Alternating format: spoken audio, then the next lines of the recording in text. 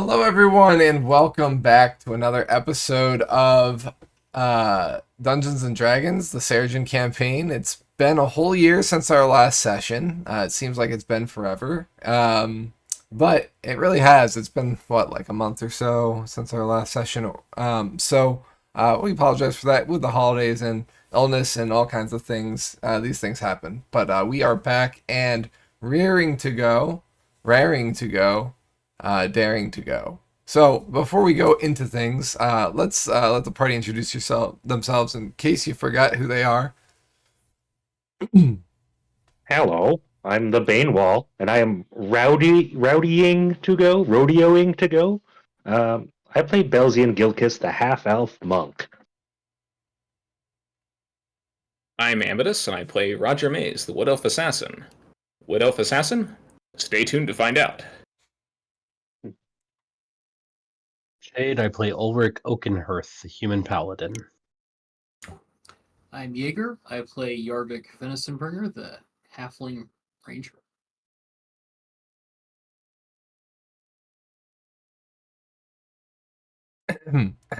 Zippo. Oh, sorry, brain, no working. I'm Zippo, and I play the Kobold Sorcerer. Oh, sorry, I'm Atomic. I play Zippo, the Kobold Sorcerer. Man, I am zipping today. I'm here to not possibly, definitely meet some Dracoliches and also possibly maybe control vampires. Jury's still out on that one. And I, of course, am the Wombat of DMs. So welcome back to another episode. I think this is, episode 62? Yeah, 62 episodes with you fine folks. That's pretty great. Um, so, last we left off, we had found ourselves fleeing Malkavia. Yes, it's only been 2 sessions since that fateful meeting with Baroness Bavon Theres.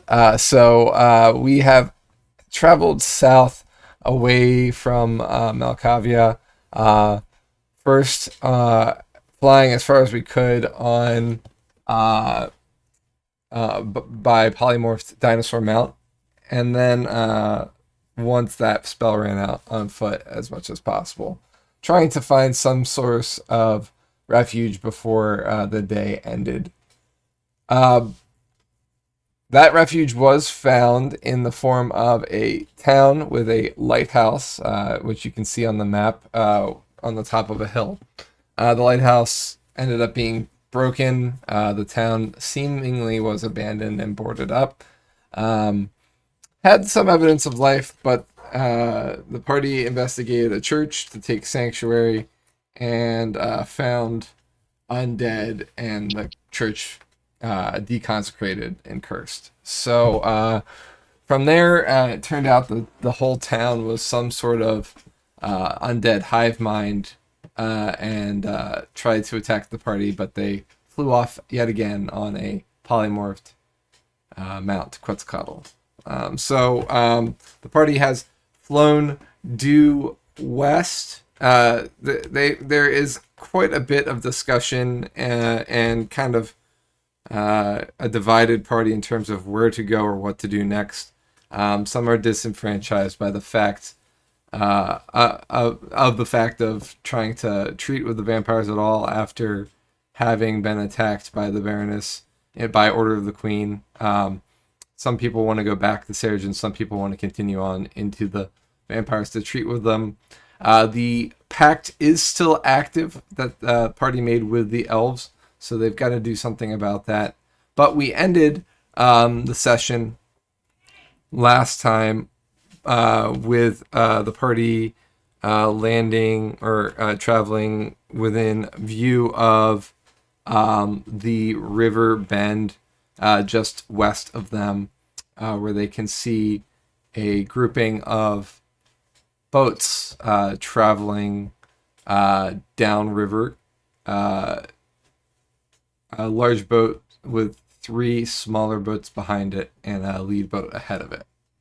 The party kind of veered off to stay out of sight, and we stopped for the session at that point. I believe remind me, folks, and this might not be something you can remember either. What time of day is it at this point? Does anybody remember? I know it was nightfall when you got to the lighthouse town, which you fled from and continued away from. So I believe it's probably, I think it's daylight at this point. I think it's morning as you spotted the boats. I haven't used dark vision, so probably during the day.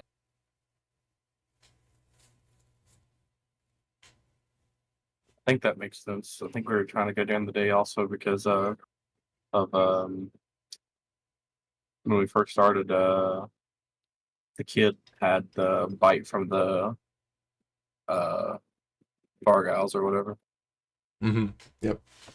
Yeah. Oh, yeah. That's something Like, worth daytime makes the mentioning. most sense. To Kim, who suffered a gargoyle bite during the battle with the Baroness, succumbed to his wounds, and they attempted to turn him into a Quetzalcoatl to slow the illness, but it did not. In fact, it seems to have quickened it, and he died mid transformation back into a human to turn into a Quetzalcoatl humanoid mixture of a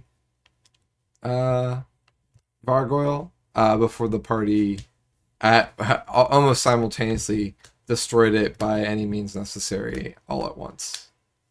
It was quite the shower of acid and fire and sonics.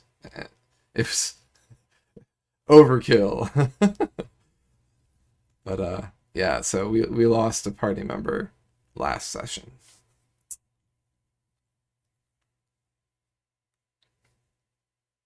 And that is where I leave the group for now.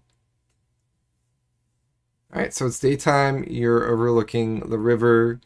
You see, you're up on kind of a higher slope that leads down toward the river area.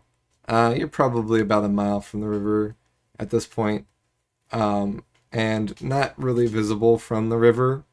You can kind of peek over the incline to see the river expanse and just make out the curve of the river coming from the south, bending west and returning to the north, or returning south again.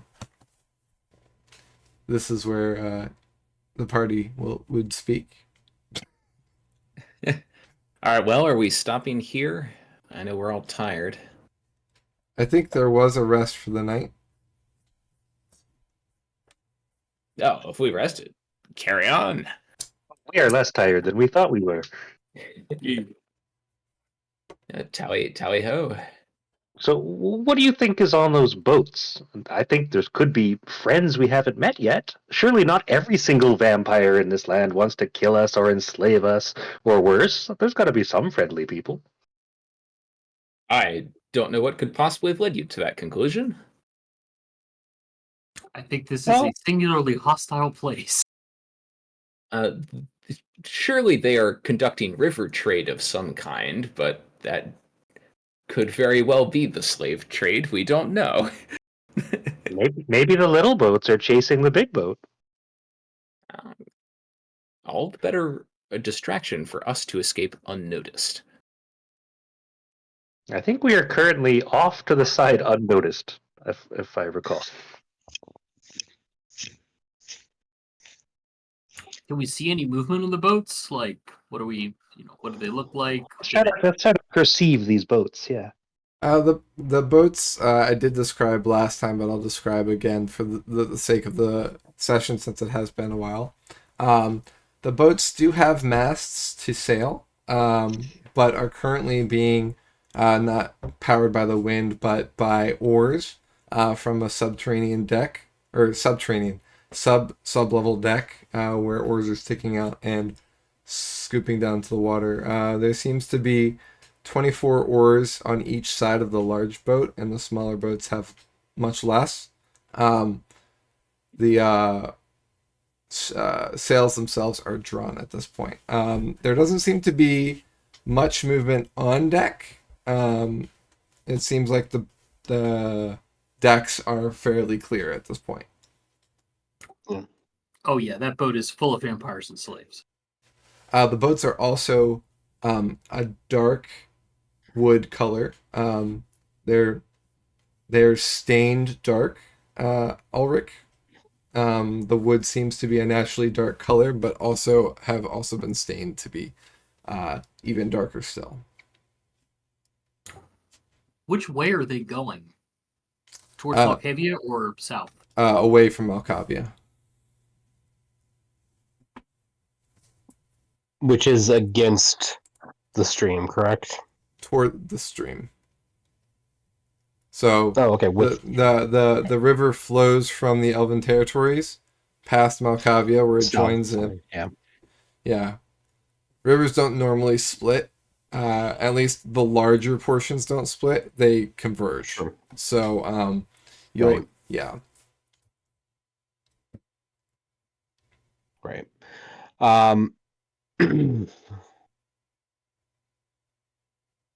Yeah, I mean, Ulrich.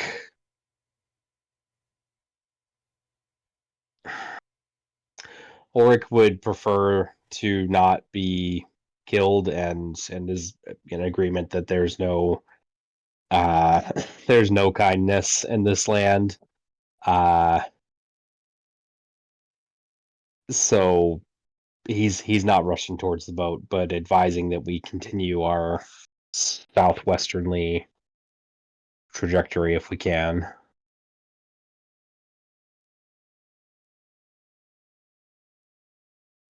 Kind of that Well, way. we can't really do much good if we are all dead. So let us not die. Agreed. I reckon the boats probably move faster than us, so they'll be gone in no time. Let's definitely give them a wide berth, though.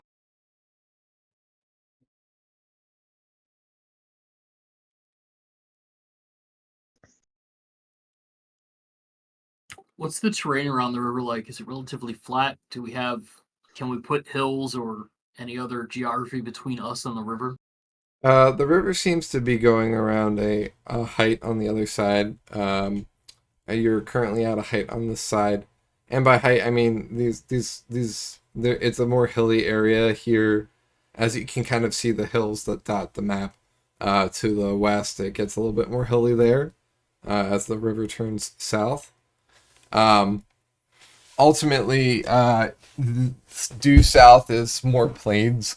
You are getting into the plain area where the vampire baronies are. And yeah, so there's a height on your side as the river kind of is in a natural sloped valley, and it continues down south until the valley kind of flattens out more south of you. But you can't see too much of that. You can just see kind of the slope going down toward the west. Because remember, each of these squares is about a day's journey on foot.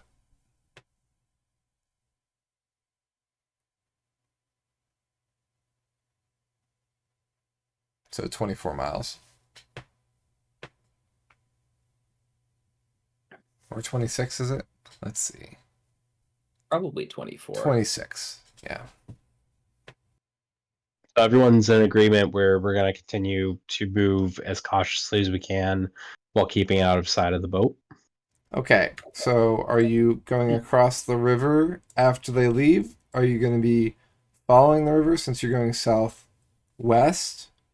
Are you going around and then going down? Like, what's the plan?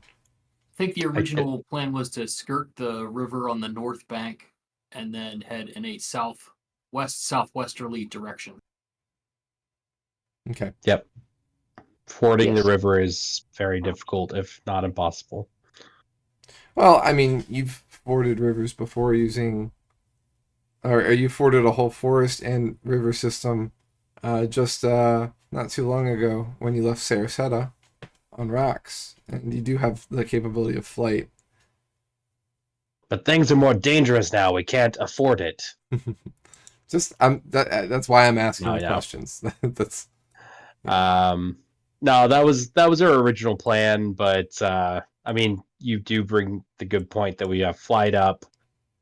But frankly, I don't think Ulrich's going to be pushing for flight. He is not in a rush to get anywhere in this land except for out of it. okay.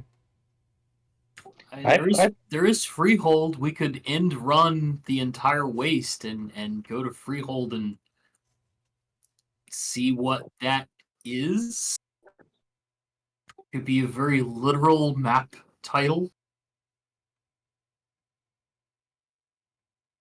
The freehold in the south, not to be confused with the freehold in the north.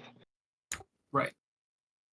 I mean that's a very long trip that takes us past the to the capital. But it is an option. It gets us closer to our goal.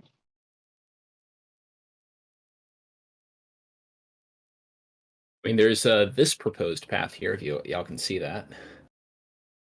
Looks like a screaming think that- fish. That takes that way takes us past the barony up here that Ulrich was interested in visiting.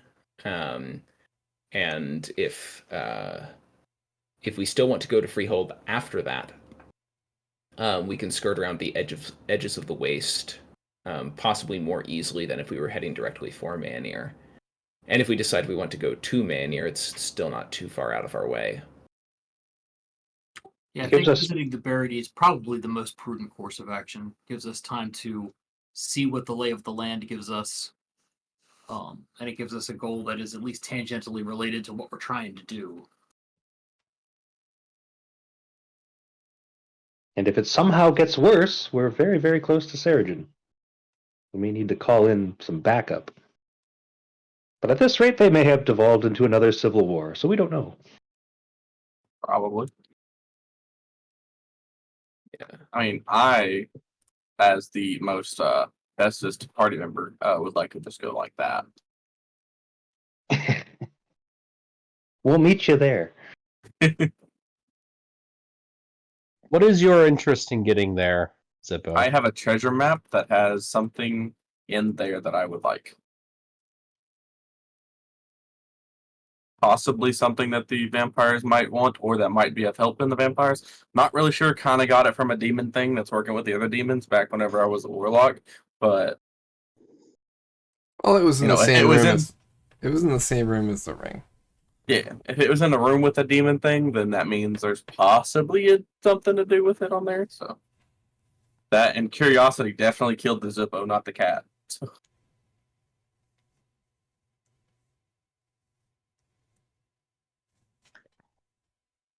And it killed the girl, um,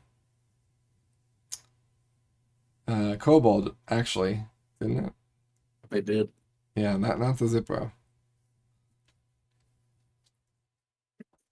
Sure enough. Sure enough. But I definitely would like to figure what that out is. Speaking of figuring things out, while we're like deliberating, I assume we're doing it like kind of in character. Zippo has been definitely toned out. Like his whole job right now is just polymorphs. So could I do like studying the swans? Can I do like a arcana check or something? See if I can figure out how they work. Sure. Yeah, you did have that plan of while you were traveling to kind of study the swans a bit for sure. Yeah, go ahead and roll me a Arcana. 21. Okay. What are you trying to find out with the Arcana? I'm trying to find out if I can figure out like if the activation of them, like how I may possibly activate them. Like if it's like some magic items or like an activation word or phrase, or if it's like I have to do a specific kind of like almost ritual type thing. Right. So based on your experience with magic items in the past, especially magic items that are in the shape of animals. You do indeed know that most of those require an activation word, and then when activated, those objects do their thing. Uh, Throughout your travels with the first swan, you remember that Ulrich, for quite a while, tried to activate the one swan on its own, and all he really could disseminate from it was the fact that there was a pair that he kind of felt drawn to. He didn't really have a sense of where it was, except maybe up. But he could also kind of see it in his mind in a dark leather area, which turned out to be the bag of holdings inside when it was disenchanted. You holding both swans kind of don't feel any sense of longing. In fact, they just kind of resonate with each other. And the fact that they're resonating and that you know that there was a longing in the past, it seems like these items, while they appear to be wondrous creatures, they are not acting like that. They don't feel, you don't get any sense that there's something to activate here. They just are. Okay. So whatever effect they create is currently in effect. Okay. It seems like the magic that is bound to them is coursing through them. All right. And just so I know for like my own personal brain when I'm imagining how they are, they're a really like they're like a hard texture, right? Like they're not soft anywhere or anything. No, they're hard silver.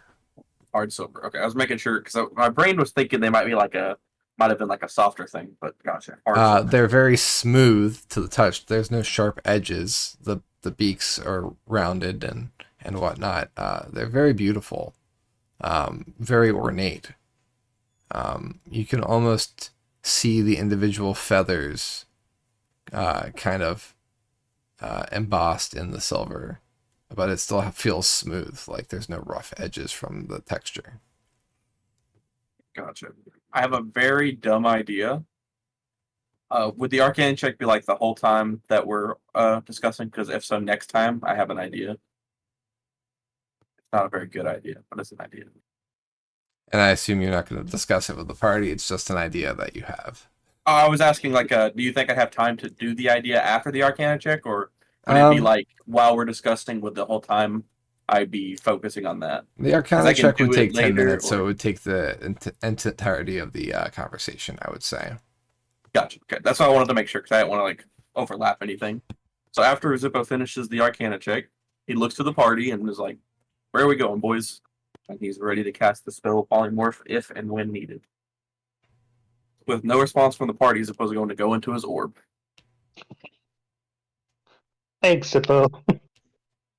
Again, if you all want to fly, we can do. It seems like we're all pretty much of the opinion we're going in a sort of western, sort of southern direction, no matter what. Yeah, I figured we were marching while we were conversing.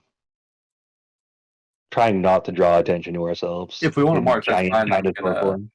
If we're gonna march, I'm gonna get Brunhild out because she hasn't been out for a while, and I'm going to kind of like hook her onto Ulrich, and then be hooking myself onto her saddle and AFKing in the orb. Well, not in the orb, but like Yeah, with mentally in the orb. Yeah. And also possibly doing experiments with the swans that may cause catastrophe if I mess up something, but that's what the party's here for. We're gonna deal with that, the aftermath of that. If you put out the sun, I'll be very disappointed, but at least I have dark vision. True enough. I've just been getting my tan back. Please don't turn off the All I'm sun. saying is if we're walking and you guys just so happen to see Zippo emit sunlight out of his eyes and mouth and start floating, just, maybe pull him along if he isn't still following. He might be busy. We'll throw a blanket over your head so that you don't attract attention to us. Fair enough. That It's like works a for me. proton pack for vampires. We've seen you do all sorts of crazy things, Zippo. It'll be fine. Heck yeah.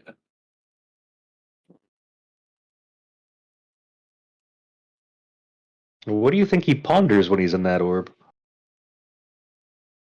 I think he mentioned something about the stars, dragons, or something. Yeah, I always was gonna dragon say if it's just dragons. You peel another layer. Oh, it's dragons. That wasn't a layer. It was just a scale.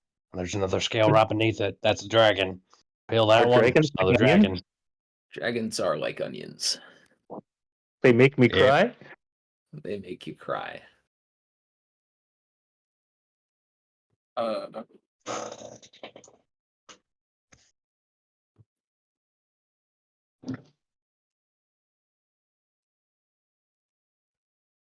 All right, so I taking lead from the party's desire to not cross the river today.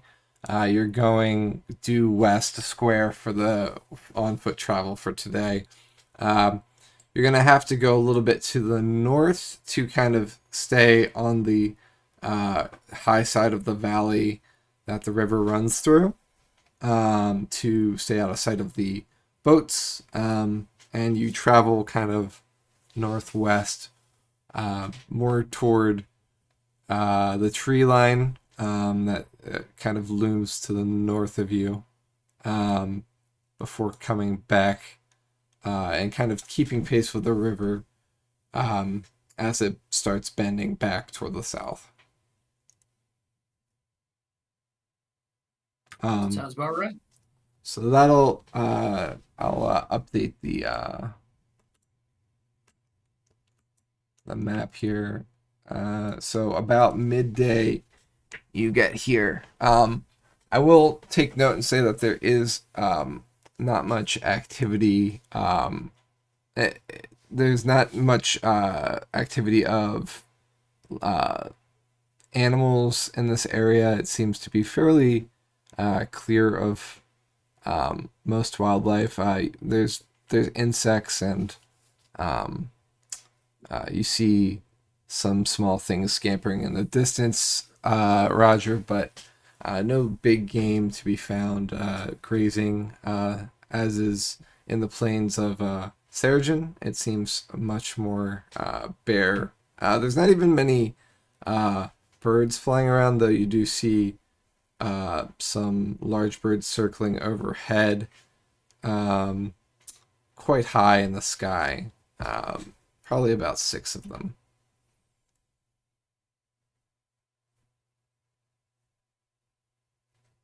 Like, are we talking rock large or? Yeah, I guess large is a relative term in Dungeons and Dragons.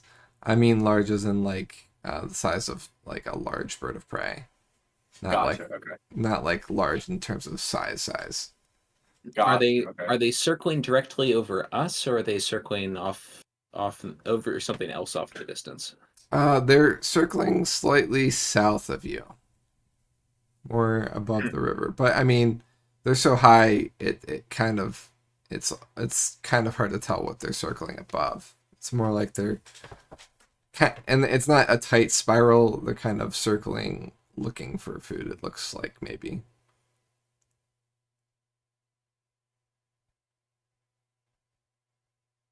If there's a lot of birds circling in one place, probably something died here. Normally, I would say that's a great chance to go loot. But in Necrata, it might not actually still be dead. I mean, yeah, but it never hurts. Maybe, and this is just a big maybe. Maybe the item over there could possibly maybe not have us run into Drake villages or have us do it. But maybe we can go check it out.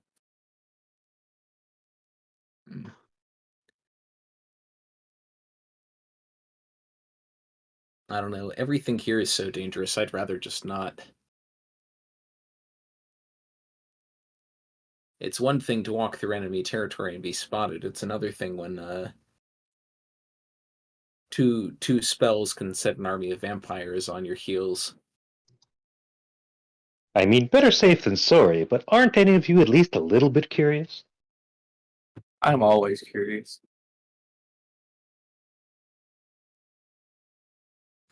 The last time we got curious, we were almost eaten and killed and blown up in a vampire town.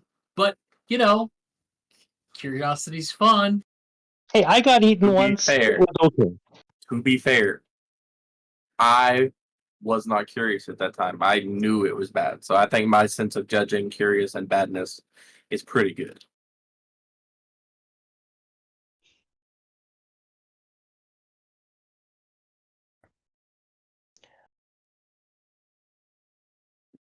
I'm unless I feel like it's gonna just immediately kill us, I'm just gonna follow you all along. How far off our current trajectory is where the birds appear to be? They appear to be more toward the river. They're probably hovering over that boat. The boat can- has gained much more distance from you. It's not within sight anymore. Hmm. Remember, you kind of marched away from it and are on foot, so True. even your ferry back in the Dragonlands moved at a three squares a day travel speed.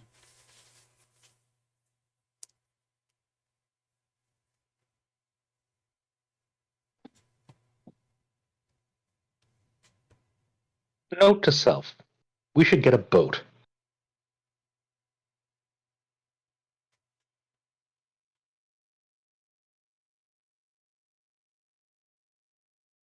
I say we kind of do like the walk by thing, since we're already sort of going in that direction.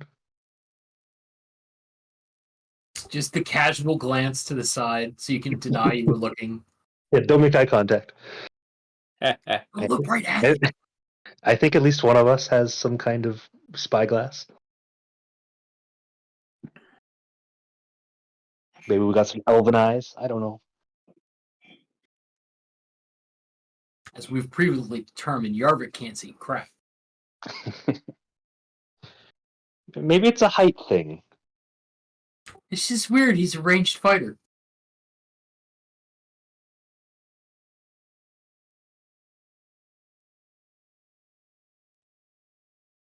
All right. So is the party continuing southwest or going directly south to see what the birds are circling? My vote Uh, to see what sound- the birds are circling. Sounds like the majority of the party wants to go see what the birds are circling over. It might come see us if we don't act first. Oh, fair enough. You've got Roger on board.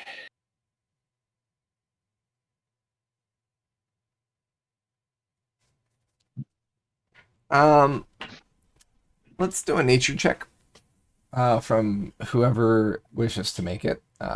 Probably one person, not like everybody in the group. I assume I it can would do be it. Yarvik, but I got it. Can we help with the nature? no. Nature is not assisted. Okay.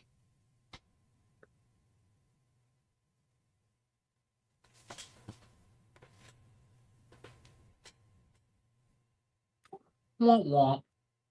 Okay. So the birds circling overhead are absolutely vultures.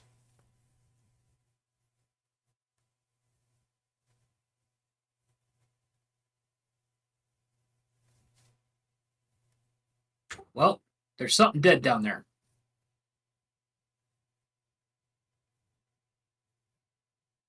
Unless vultures in Necrata don't circle around dead things. So what do we think? I mean, do we want to waste our time on something dead close to the river? I don't know. This whole place revolves around dead things. Hey, something dead could mean free loot. True. I guess yeah. Necrata. It is kind of in the name, kind of on the box. You know what you're I don't think the birds would approach if whatever killed that thing was still there.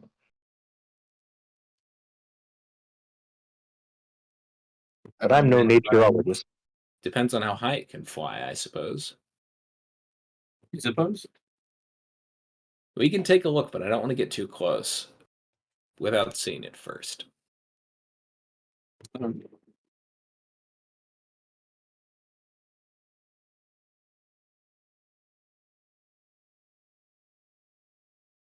Right, so the party travels back down toward the river.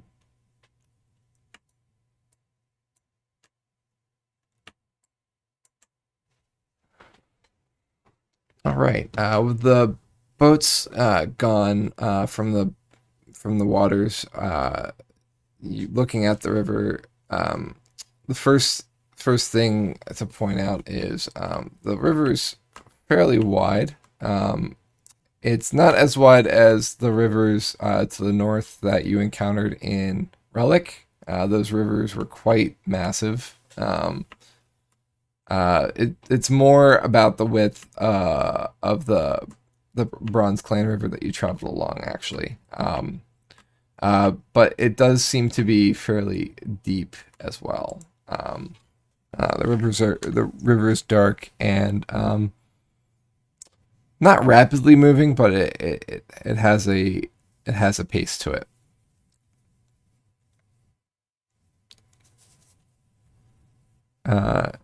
If you're looking for what the birds are circling, I will need a perception check.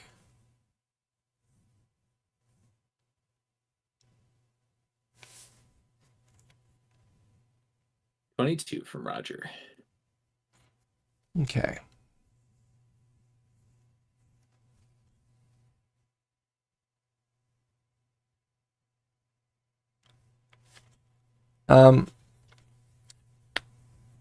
You do spot some birds. Some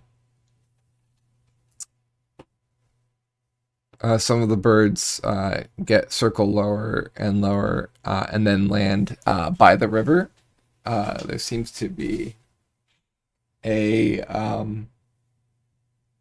large, and this time I mean large is in the D&D size category, mound along the bank of the river.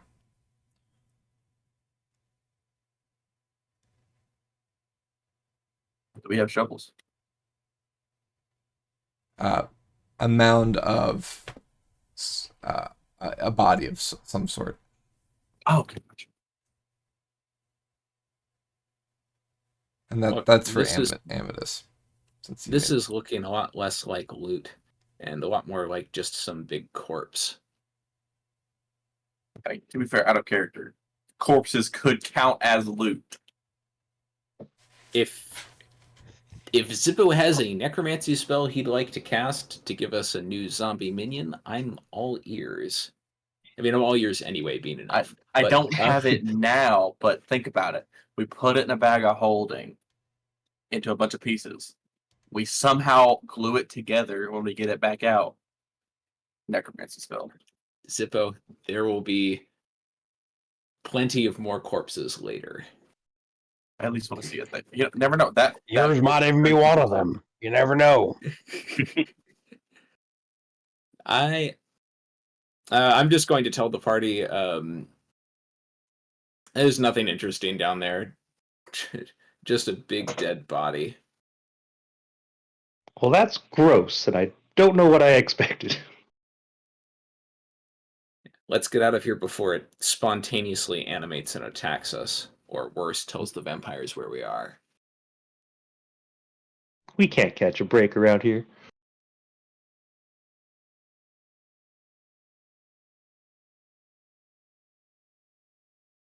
Well, Right. fellows,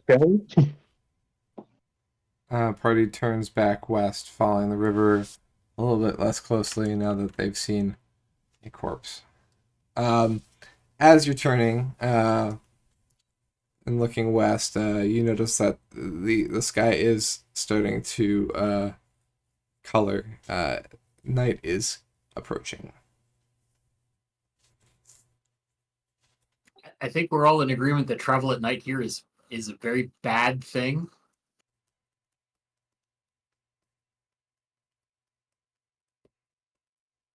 Unless maybe we're flying, but Yeah, it was kind of the reverse for a bit. yeah, We it were was. thinking it was better to travel at night, but I mean, what do we think? I mean, I guess I'm fine either way. We have just rested, so if we wanted to push on, we could, and we could kind of. You rested last night. You've traveled for almost 8 hours or almost a day now. You've yeah, traveled a we're whole gonna need square. to rest again. Let's find somewhere with shelter. If that requires us pushing on a little bit, then we'll have to do that. But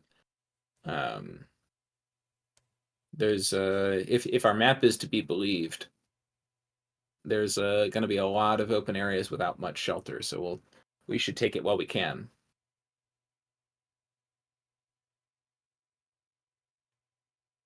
Fair enough. Agreed. This place is already creepy, and at nighttime it's just creepier. So we should be careful.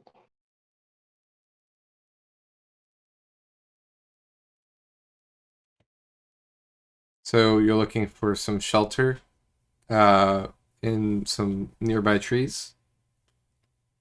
Unless there's anything like in the southwestern thing that we can see that's Well, I mean, within. southwestern. If you're pointing to this square, that's a whole day's travel away. Remember, each square. So like if I want to be in the same spot I am in from this square one over, that's 26 miles. So that's a day. Yeah. So same goes for that forest up there. It's about a half day.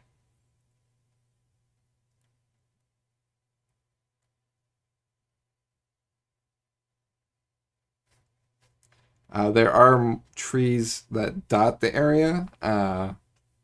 Being that you're closer to that area, there are more trees than, say, the plains to the south. So you could take shelter in a copse of trees. Perfect. As long as it's not a corpse of trees around here.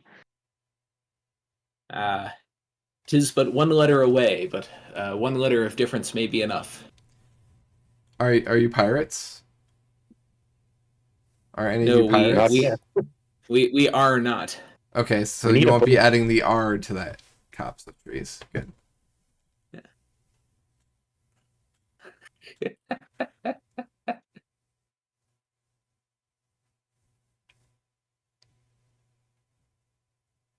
Well, let's go there and just set up camp as quietly as possible. And what's the setting up camp consist of for the group today? I think we're firmly in not lighting a fire territory. Yeah, I think it's going to be a lot of chilly nights.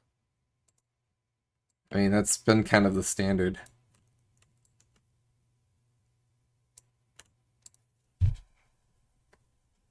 I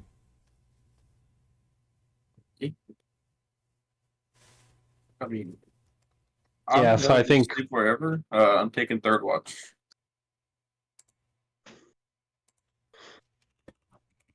Yep, I think we just do our usual approach. Ulrich and Roger first watch, Jorvik and Belzian second watch, Zippo and Roger third watch, or something like that, right? Sounds about right.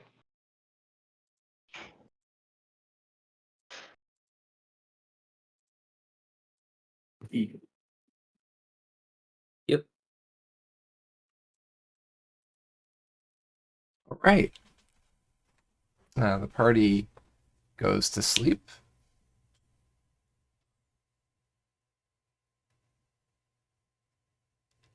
Ulrich and Roger are taking watch. Roger has rolled perception. I need Ulrich's.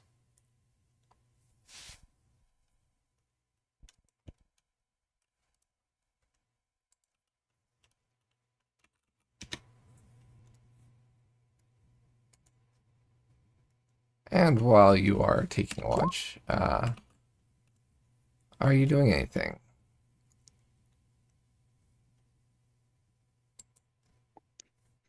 I think Ulrich's kind of just keeping. He said his piece last night.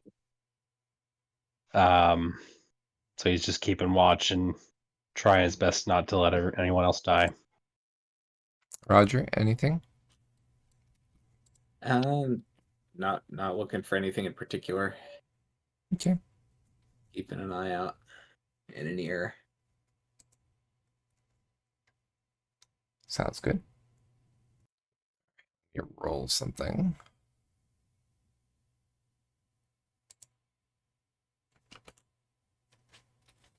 Right, good to know.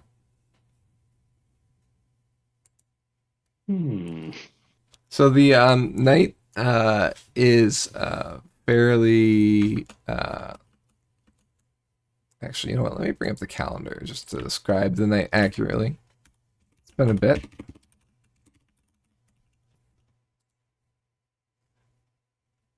Forgive me, folks. You're gonna see some random words for a second.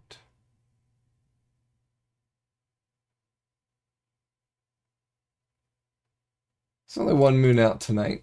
It seems the other one is fully dark in its cycle.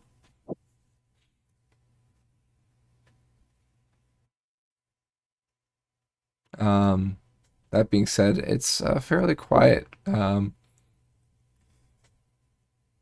night seems more alive than it did during the day. Your perception check, your elvish perception, Roger, grants you kind of an insight into the active night. You find it difficult to be as conversational as usual. You have a certain feeling of disease, as if you're being watched, but you can't quite see or hear anything nearby.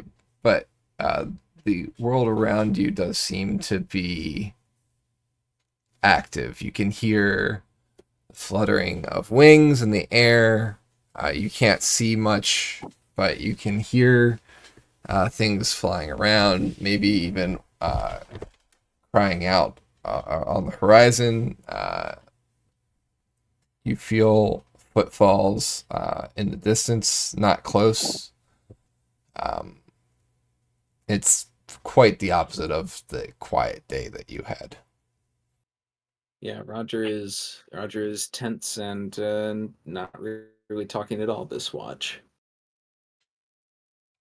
Ulrich, the sounds are loud enough that you hear them as well. The footfalls you do not feel. Close. Okay. Should we wake up the party? Yeah. I'm ready to go to sleep. Don't let us die.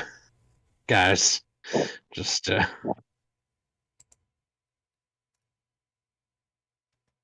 Sure, no problem.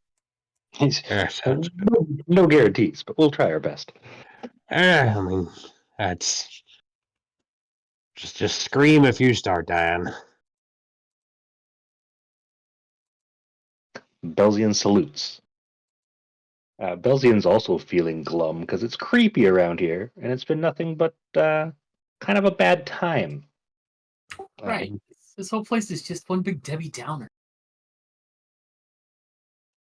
I mean, I try my best to remain hopeful, happy, and helpful, but it has been very difficult. This just it sucks the life out of you. No pun intended. Okay, maybe a tiny Oh pun. no! Oh no!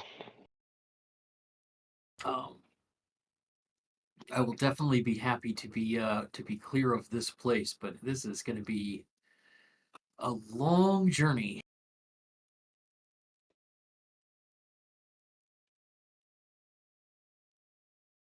Hopefully not an eternal journey. Hopefully not. I like to be able to walk out during the day. It's kind of nice. Good vitamin D. Yeah, I feel like we've been lacking the sunlight lately. Maybe that is what has affected our group, not just the doom and gloom and the severity of our mission.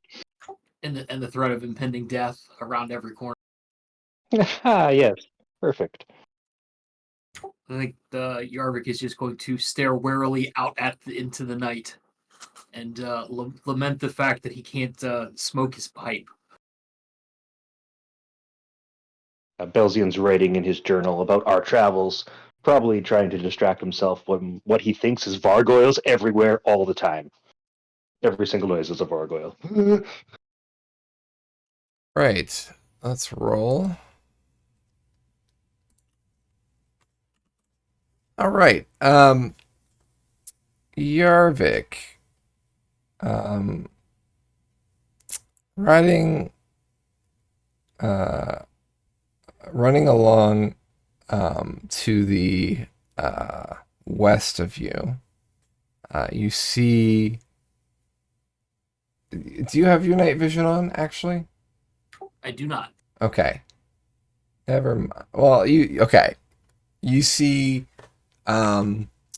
flames kind of fanning out behind what looks to be a group of maybe 6 or 7 horses. The light kind of illuminates them. It's a reddish color, the fire that is kind of streaming away from these horses. Okay. And what is their direction of travel? One, I'm going to get Belzian's attention. What's their direction of travel in relation to us? They're not running toward or away from you. They're kind of parallel north to south. Okay. What do you think? They're just standing there menacingly. Wait, are they riding or are they? I Are said they they're running, so standing is the opposite of what they're doing. Okay. So they are They're moving menacingly. north to south. And how far away? I'd say at least 300 feet. Okay. 300 feet is close. That's close. I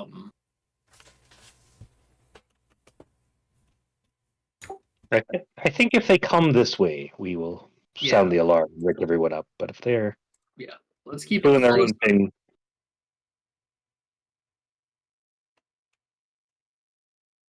because if they're on horseback, when they're about 300 feet away, it's going to take them at least 30 seconds to get here, and that's enough time to wake everybody up.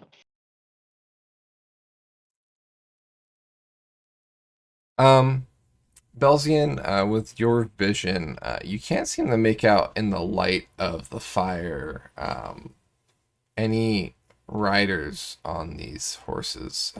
In fact, if you knew it, if you knew any better, the horses look like they're on fire themselves as they're running.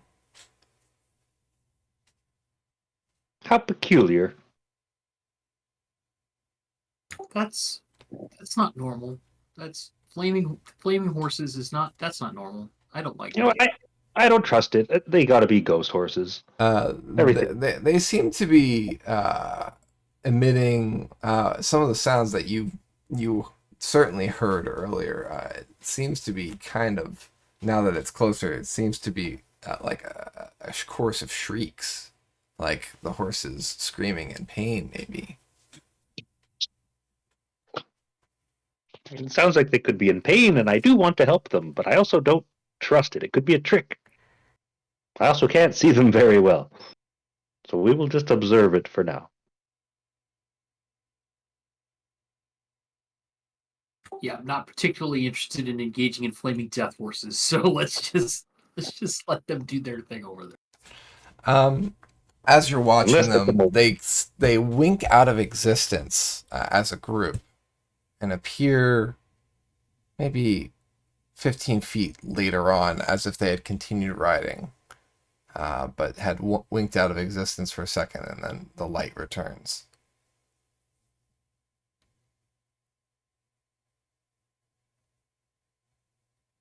Now, what do you think of that?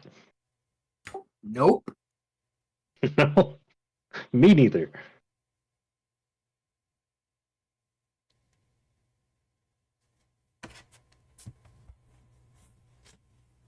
I don't know. I have no idea. Like, do displacer beasts exist in this world? And would they be horses? I don't even know. I've heard of dogs, some types of dogs that can disappear like that, and we did see those weird spiders in the mine that like teleported. Hmm. So it makes sense that there could be horses that do it.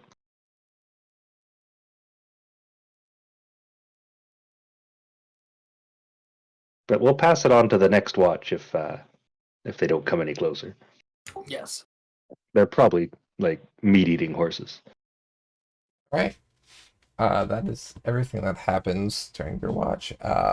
Eventually, the shrieks are distanced, and the light is out just a dot on the horizon, winking in and out every so often.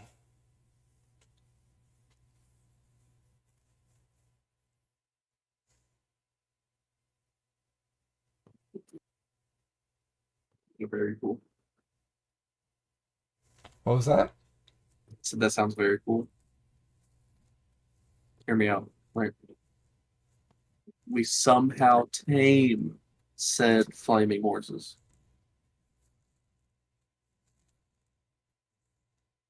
And then we get the power to teleport. And then we do shenanigans with said teleportation.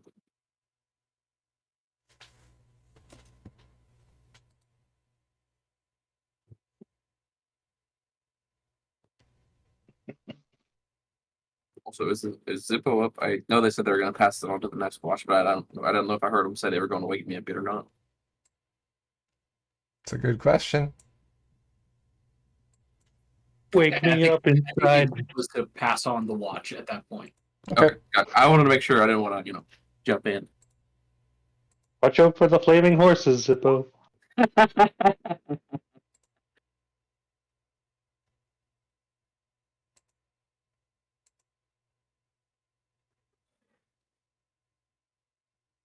That is actually pretty standard for a Zippo perception roll. Yep. I don't think I ever roll good on perceptions for watches, like ever. It's completely fair. Not that you have much going for you with a +1. Yeah.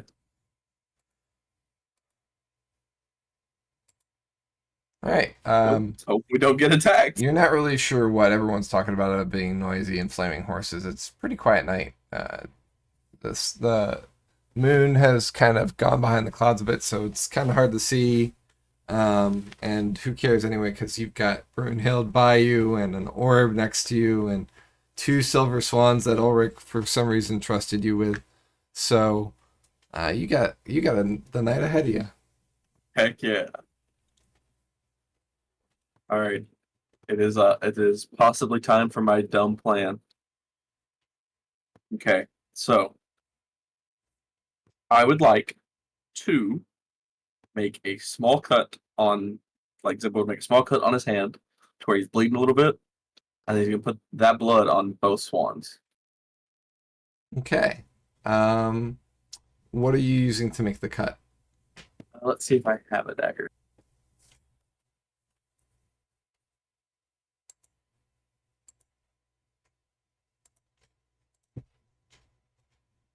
Okay, so I don't have a dagger. But how sharp is the shattered amulet of storms? It was basically dust that you collected. Dang, okay. Let's see. Hold on. No, I think I've used everything off of my. Yeah, you've used your I whole think- cape up, cloak up. Yeah, I was gonna say I'm pretty sure I haven't, but I have. Let's see, what do I have? Hold on, wait a minute. Let's see. Would you say either the pittons or the boot tips in the climber's kit would be sharp enough to cut me with? Uh, I would say the Pythons could potentially. Okay.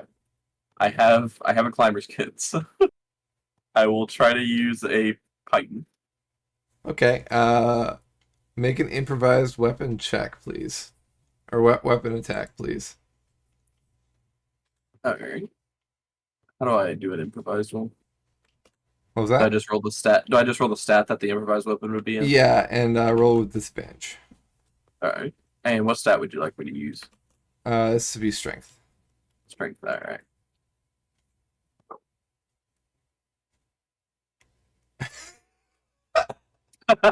I got a 22 and a 21. Okay, so you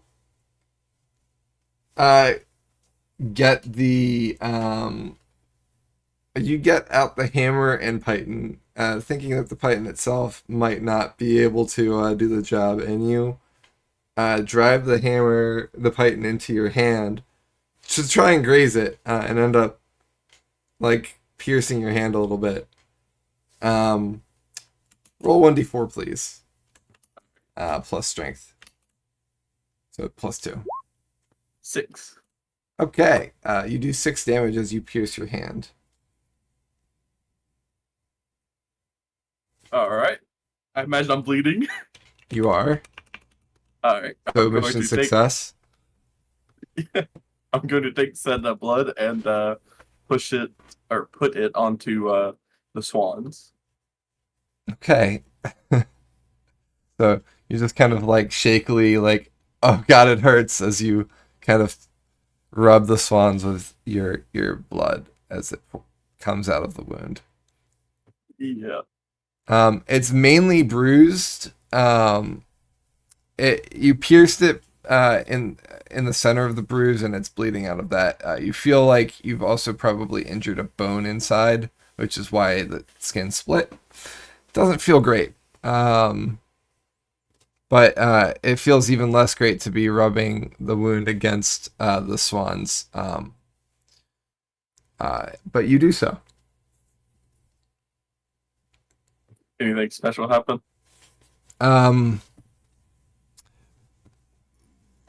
Let's see. So you study the swans that are doused in your blood, and you can't really seem to feel anything different about them. You could do another Arcana check to see if there's anything that's changed about their magical energies. Otherwise, there's no visible change, except they're now silver with red smeared on them. Okay. Let's see here. So, and let me put myself in the Zippo brain. Let's see. The first strategy A didn't work. I have 2 strategies ahead of me, B and C. C is the smart one, in which I do another Arcana check. B is the dumb one, in which I try to put them in my wound, or at least the beaks of them. Let's see. Zippo. Zippo's gonna do strategy B. He's gonna try to put the beaks into like the hole the python made. Okay. Both of them at the same time? He's going to try both of them at the same time. Yeah. Okay. Because my brain he's already in pain, and it was the second strategy he was thinking of was inserting them into someone with blood or something. So Okay. he's like, I'm gonna try to get both of them at the same time. Done deal. Let's go. The hole's not big enough for both of them to fit. You could dip the beak in of one, but just barely. It's not like a gaping hole. Since it bounced off the Gotcha. bone, it's just kind of a gash. Gotcha. Then I'll try one at a time. Okay. You feed the swans some of your blood through the wound. They don't seem to be consuming it, forgive the phrasing, and there's no visible reaction again. Gotcha. Hmm. Well, if Zippo still got time in his watch, he will try the last option he's left with if he can. Which is? An Arcana check. Okay. Roll Arcana. Of course, my good rolls were used on stabbing myself. Right. With the 16, what are you looking for in particular with this check? I'm trying to get to see if like there's a change in the feeling I had last time with the Okay. blood on them. The power still seems to be coursing through the swans. And as established earlier, there is an enchantment energy as well as a necrotic energy that run through them. Okay. Those are the two schools of magic.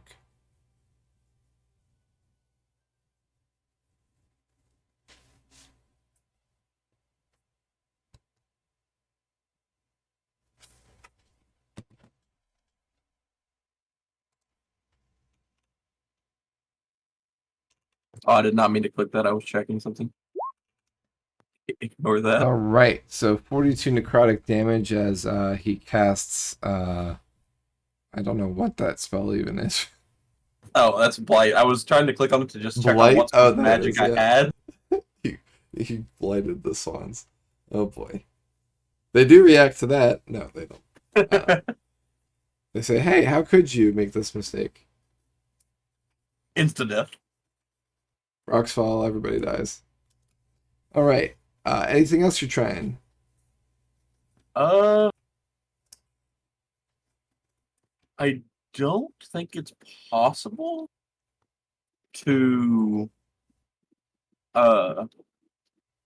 well, I don't for the three things I'm thinking, I don't think really much of them are possible. I don't think it's possible to just channel an energy of a school of magic without casting a spell onto said thing with said school of magic. And all of my schools of magic are targeted at creatures specifically. I don't imagine they would count as creatures. You haven't gotten that sense, no. They count of creatures in the artistic sense. Yeah, Zippo is going to kind of hold both of them up, like over his eyes, and look at the moon. Like he's Okay. gonna look at the moon and then put both of them over his eyes, like So you're- kind of putting his eye where, like where they were. You know how when they got stuck on that sword that the The loops of their Baroness had? necks. You're looking Yeah, through the trying names. to look through them. Yeah. Okay. I like this. So you look through them kind of like swan glasses, just trying to see if you can see the world differently, especially the moon, it being nighttime.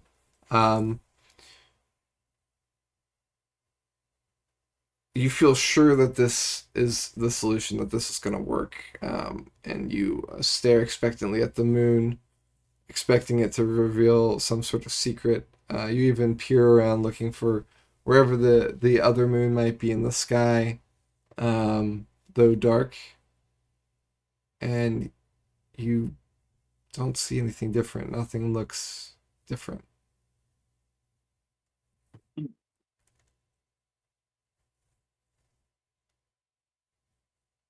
Okay.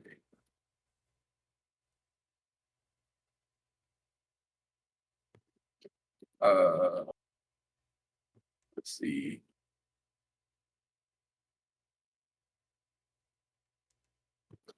Zippo is kind of running out of ideas on what he thinks he can do with them, so he's going to just kind of like, how big are the loops that I'm looking through? Like, are they like comparatively to Zippo's hands? Are they smaller or big? Like, You could fit a finger or two through them. Perfect. That's what I was about to ask. Zippo is going to take both swans and put the heads and like necks up to like all the way up to the bodies into his mouth and bite down. Okay. Yeah, you could fit the loops into, or not the full loops. They come tight against the chest. That's why I was able to the sword was able to actually loop them. But you can put the beaks, the heads of the swans in your mouth and bite down. I'll try that first before I try my other idea. Okay, make a bite attack. At disadvantage, please.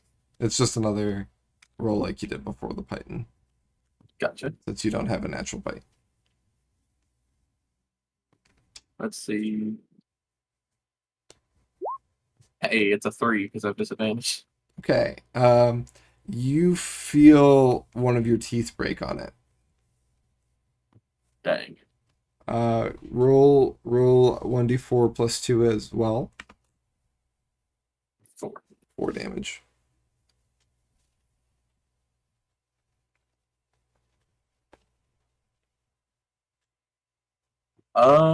Pretty much out of ideas. Zippo is going to put put one swan, like a finger through one swan, and then the other hand is going to put it on another finger. So like pretty much just like, I don't know how many fingers a kobold has, but like yeah, like one on one. Yep. Yeah, kind of like like a twirly motion. Mm-hmm. Okay. You have 2 odd-sized rings on each of your fingers. The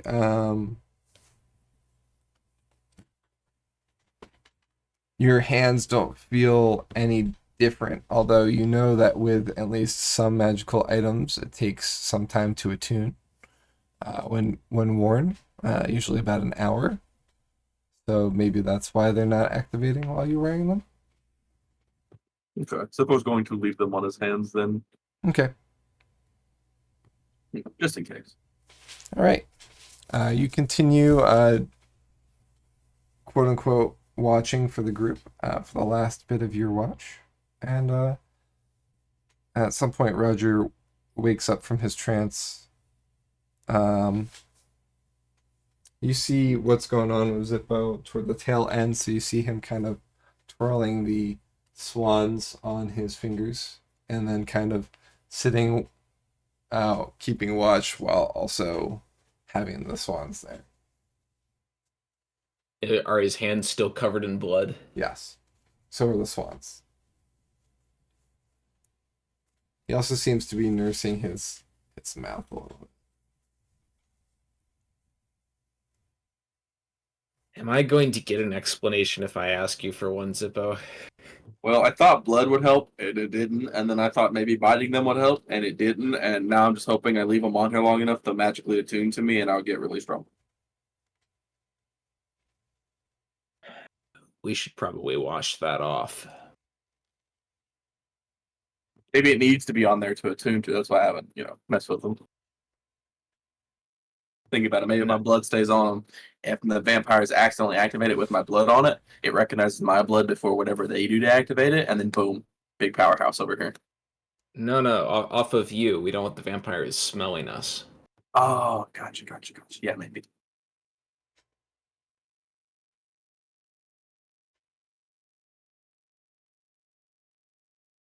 I don't know if I have anything that would actually be useful in cleaning up dried blood.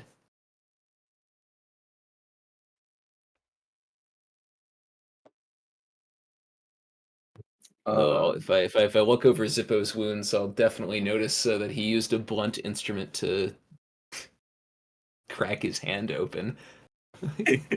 Cracking open a cold one with the boys. Cracking open a boy with the cold ones. Yep. Zippo, you know I have like 8 daggers, right? Yeah, but Do you need a think about knife? Because I have a lot of knives. Hindsight's 2020. My brain was thinking maybe grab Ulrich's sword, or your sword, or Yarvik's swords, or one of the other, or Belzian starts, really anything else sharp, but I was pretty sure I could do it with a Pitten, and I did. That is not technically the dullest pointy object we have in camp.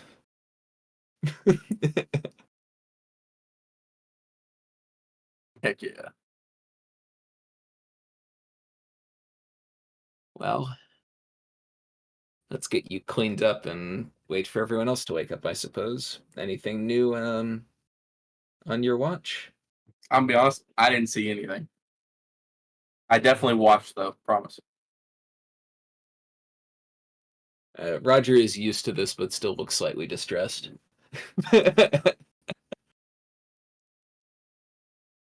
Well, we didn't die, I guess.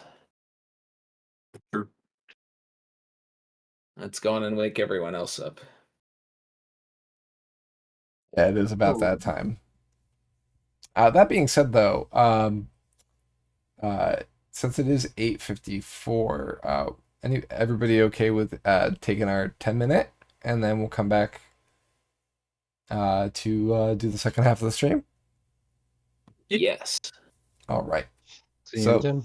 it is 8:54. I'm gonna say it's about to be 8:55, so let's be back at 9:05. Snack time. All right. See you there, everyone. Don't go too far. We'll be right back. Welcome back from the break. We are back with our second half of the session. We last left off with the party waking up from a night of varying degrees of terrible.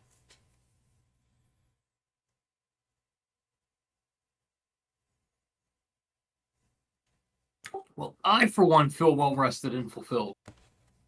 I also feel yes. Honestly, I'm kind of surprised that Zippo didn't tame those on fire horses. I didn't even see them. I'm starting to wonder if I even saw them. Can we take a look at Zippo's hands? He's tempted to use a Python as a knife. Not tempted to. I did. I've got a dagger right here. I got Wait, some darts you why? could use. I No, thought but maybe blood would activate the swans. All right, So but far, no answer. I just.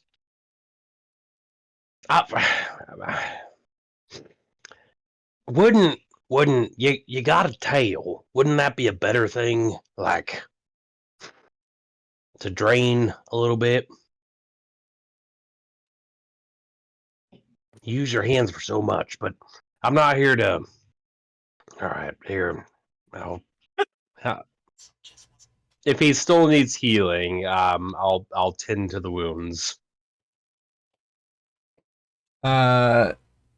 He did injure himself after sleeping, so but the long rest takes effect when the party wakes, right? So Up to you. I'll let you heal it. Okay. It was 6, right? Yeah. Well, 6 plus 4, 10. No. Is the tooth the 4? Tooth was second. Yeah. Yeah, the Yeah. 4. All right. Yeah. All right. There you go, buddy. Thank you. Hey, guess who gets to go on first watch from now on? Who? It's you.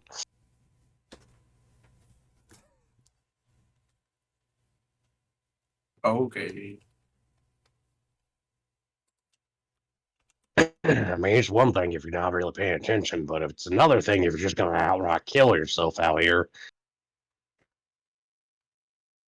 Yeah, well, I was really hoping that when I put the blood on them or, tried to put them into the wound, that it would just like auto activate and then I could, just be like, be gone, moon, and I'd be really cool, but no luck.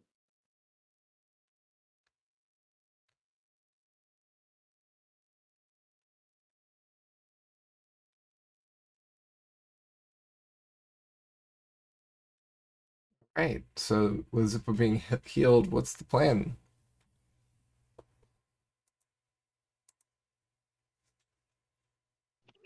I think we're moseying on in a southwesternly direction. I think it's worth it to update Zippo with his swan fixation for the evening. You did not attune to the swans. Okay. Okay. Yeah, Zippo will put the swans up and pull out his little like artistic notebook that he's been writing everything in, and flip to just a random page, like no order at all to it. Flip to a random page and then write, "Plans didn't work. Try more later." All right.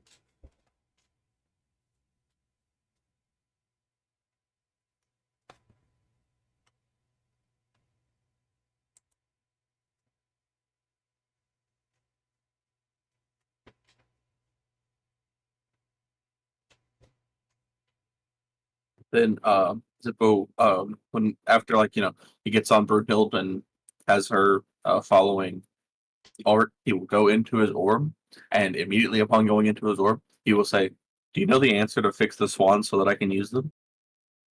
So And then you he will wait talking to the about. orb? Yep. Are you saying this out loud? Do I have to say it out loud for the orb to like for it to come out of the orb, or can I just think it? I don't think you've ever talked to your orb before. I screamed through it once.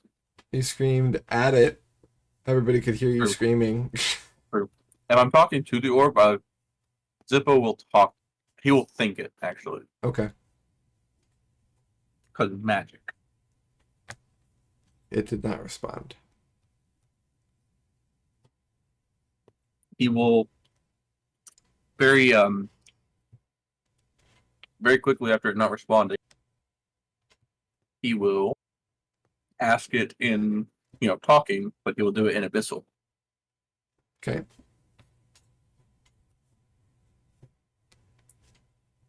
And then he will come out of the orb and kind of just be kind of waiting there like he's expecting an answer while he's following the party.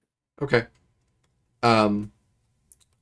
Zippo kind of goes into concentration mode at the orb. His eyes kind of glaze over and look like he's studying rapidly something in the distance. And then you hear him utter a horrific growling cacophony of noise before he comes out and looks around like everything's normal.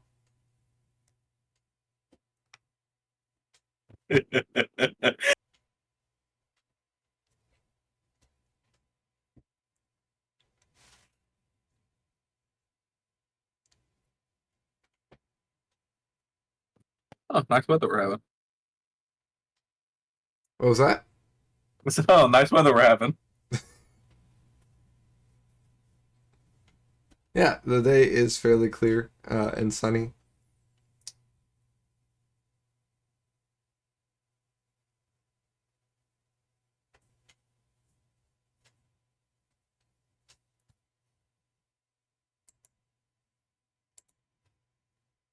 Zippo, after he comes out of the orb, is going to kind of like look around to the party. And after he says, "Yeah, nice weather we're having," he's going to be like, "So, guys, if we run into a Draco Lich, how long do you guys think you could pin it down for me to try to tame it?" I think you could probably occupy it for at least 6 seconds while we run away. Yeah, I think that's probably the best. Depends on the So- size. You think it's the size of a dragon or the size of like a lich guy? Got to be the size of a dragon. Okay. Ulrich is probably slower and tastier than Belzian and I, so I think we could escape.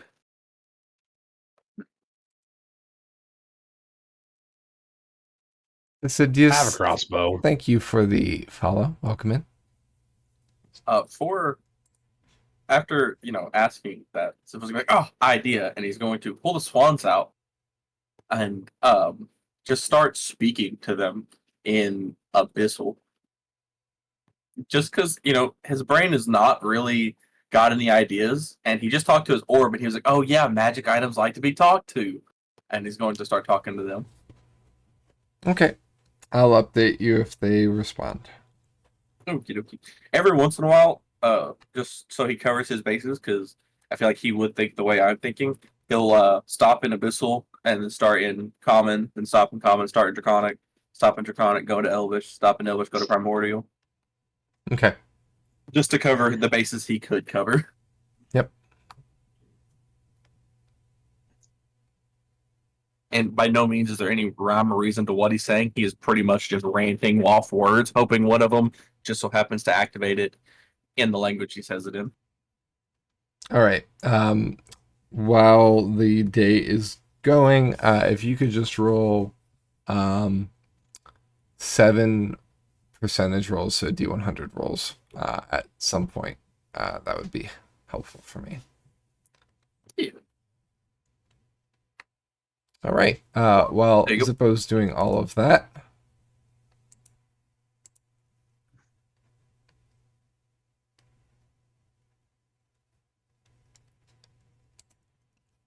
is anybody else doing anything? I think it's just the travel. Like, it's a very straightforward travel for Ulrich. Mm-hmm. Yeah, same here. It's like those scenes on Lord of the Rings where they're just walking. Yep. Cue the travel music. After hearing about talking to magical items, Belgian notes in his head that thank his shoes later.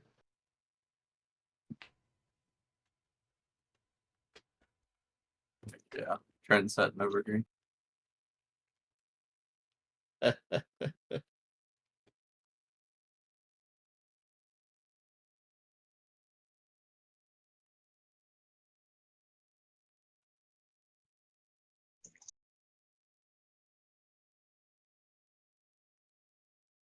So, ultimately speaking, the travel is now mirroring the river, going kind of southwest, more south than west.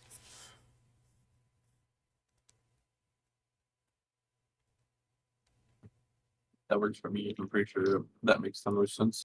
Unless they're really interested in that barony, then I might want to go more west. But I'm good with that.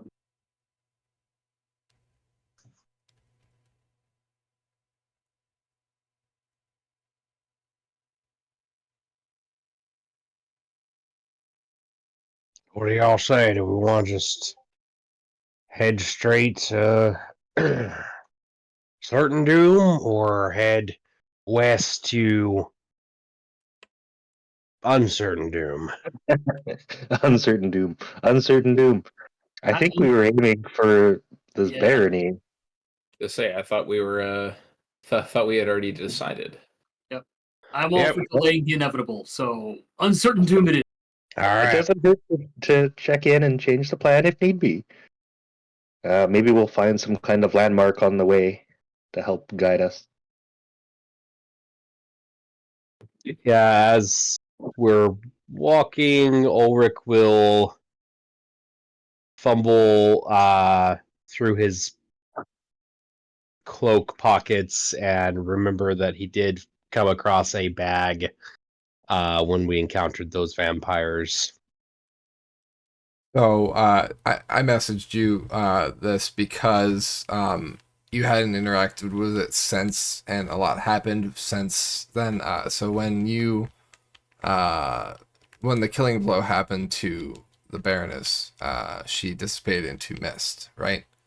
Right. But left her possessions behind. Her clothes sunk to the ground, and whatnot. Her sword was left, but there was also a small bag which you pocketed quickly before everything else happened.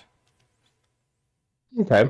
Yeah, I think maybe just talking about the Baron knee that we're going to would probably think, oh yeah, I took something of the Baroness's. What's inside the bag? Sure. So you have the bag in your inventory at the moment. So you'll actually be able to look at it. and you'll see the things that are in it. So it is labeled the Bavon's Reticule.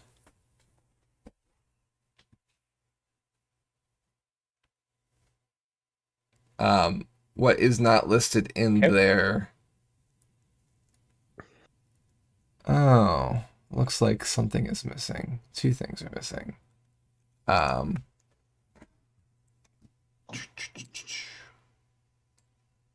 know why that's missing. Huh. Okay, so you see the items that are currently in there, right? Mm-hmm.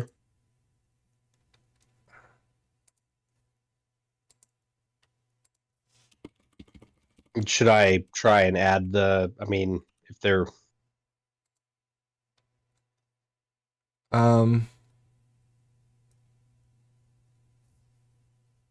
let's see if it added. I'm gonna refresh. Okay. Yep, it added now. So there's the only other item that's not listed now is the letter from the Queen. oh, okay. I'll just add that for my own notes. I put it in now. Oh, okay. So yeah, I think he'll kind of glance through this, bemused. Obviously, there's some things that are of some interest here. The letter from the Queen's always nice to show that she wanted to kill us. But there are 2 discs in this. Okay, so it's one disc, so it must have Okay. added twice. All right, there's one that's labeled disc and one mysterious disc. Okay, it did add. Okay, it's just because it was an alphabetical order I was looking for disc. All right, cool. Yeah. All right. Let me delete the other disc. All right, there you go. Cool. So I yeah, have the some disc I stuff think off. is like the one thing that's kind of curious. The wax itself, without her seal, is not necessarily useful. It's just wax. But he has his own signet ring, so there's that. Yeah, so he'll take a look at this disc as he walks. Okay. The disc seems to have a button on one side. It is a perfect circle. It seems to have what seem to be triangular shapes on top and a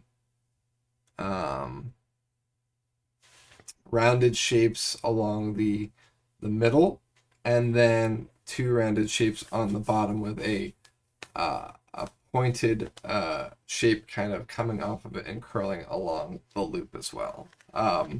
It seems to be resembling some sort of creature, but you're unfamiliar with the creature itself. Okay. Well, and there seems to be a button on the back of it. Both front and back, or just the back? The back. Okay. Well, as my friend, the eminent scientist Zippo would say, gotta press the button. So, press the button. Okay. Hell yeah. It seems like Zippo has rubbed off on you some. All right, We're gonna so do a whole party of Zippos when this is over. you push the button, and the disc opens. The center of the disc and the button itself kind of slide away into the loop itself and disappear. By the way, the disc seems to be metallic in nature, but you're not sure where the pieces went, since the disc is, fairly about the size of a finger in a loop. So it is now an open loop, almost like a ring or whatnot. uh, the denotations that I mentioned earlier, the different shapes that are kind of resembling animals still exist, but the loop is now open. You cannot see through the loop. It appears that the loop is looking into another location.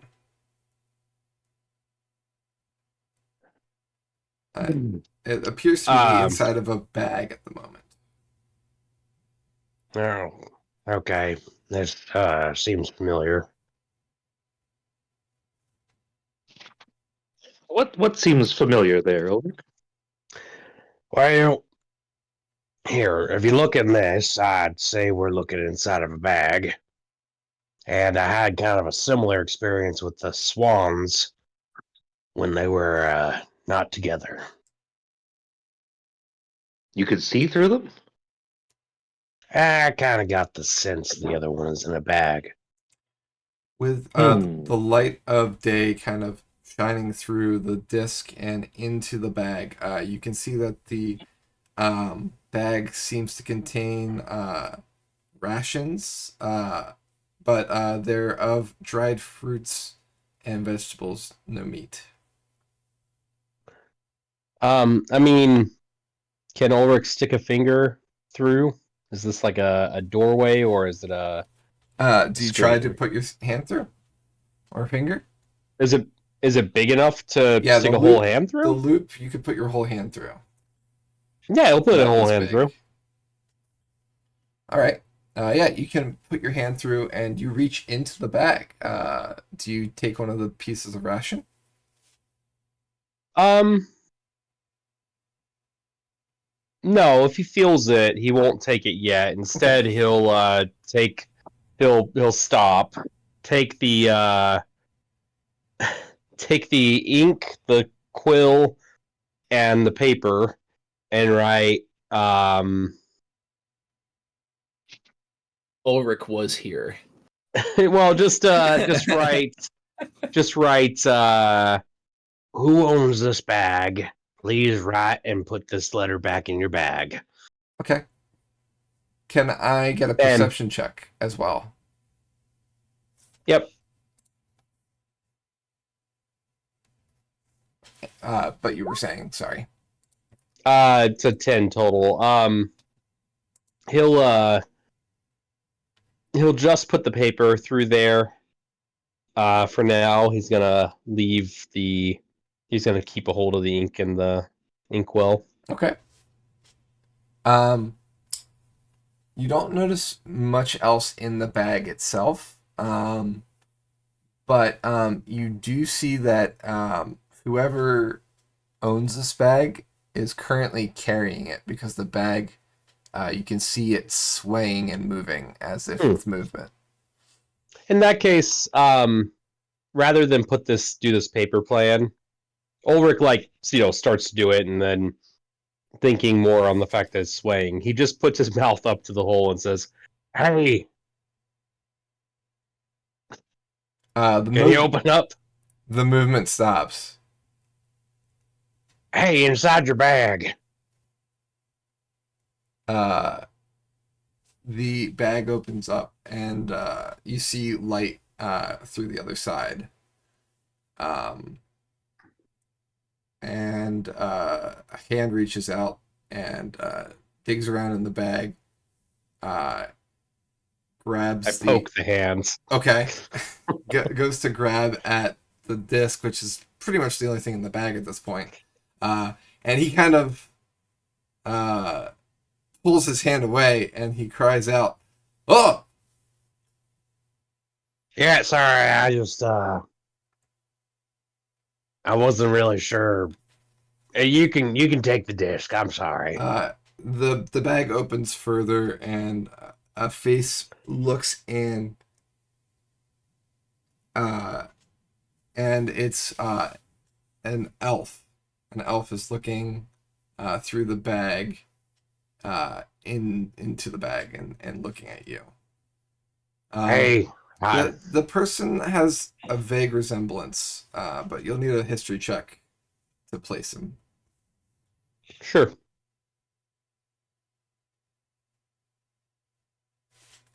Just a 9. Yeah, he looks familiar, but you don't recognize him. You can't place his name. So, Hello? this is awkward. Hi.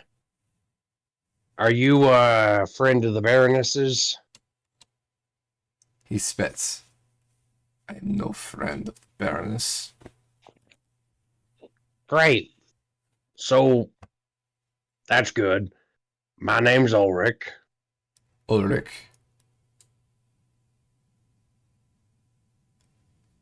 So He's you're Boromir. safe. I'm sorry?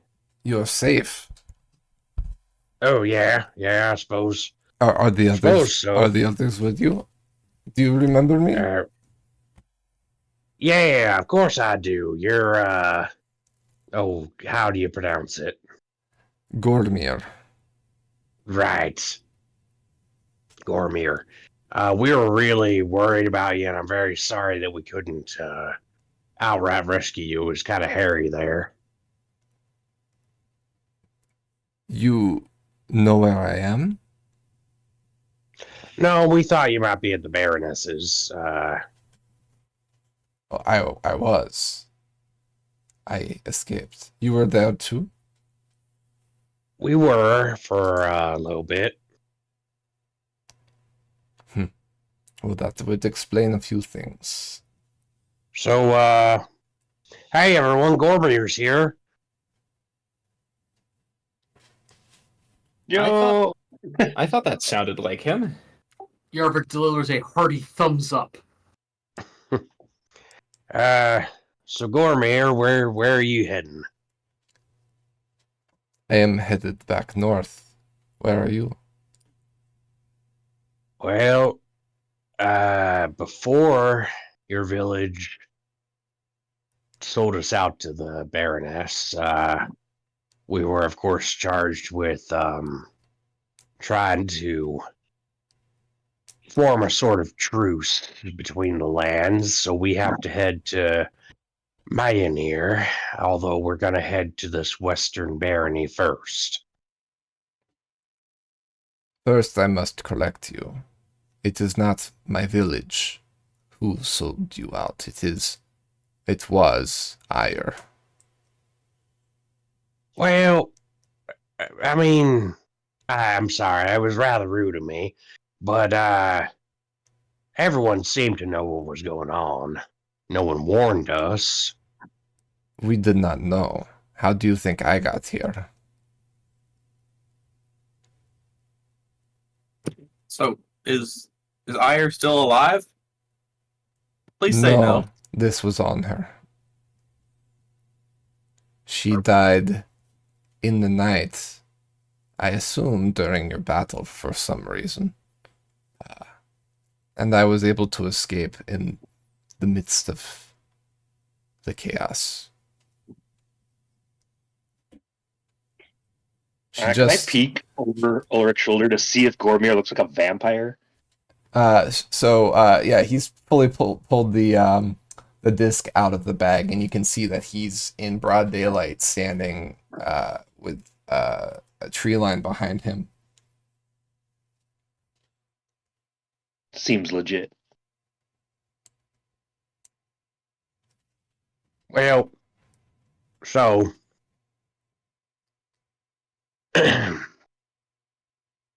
anyway, we can I gotta level with you, Gormir. I don't have a lot of faith that we're gonna have any luck with the vampire king and queen there. So anyway, that maybe, I don't know, maybe and maybe not everyone's gonna feel this way, but is there any way that perhaps we might be released from our promise? I do not know of such promise. I did not grant it. The pact was not with me. The only person who can lift it would be the original pact master. which I Right, assume is Reynard. Reynard, right. I just kind of thought maybe Reynard had filled you in on it a little bit. I've been gone for a week and a half or so.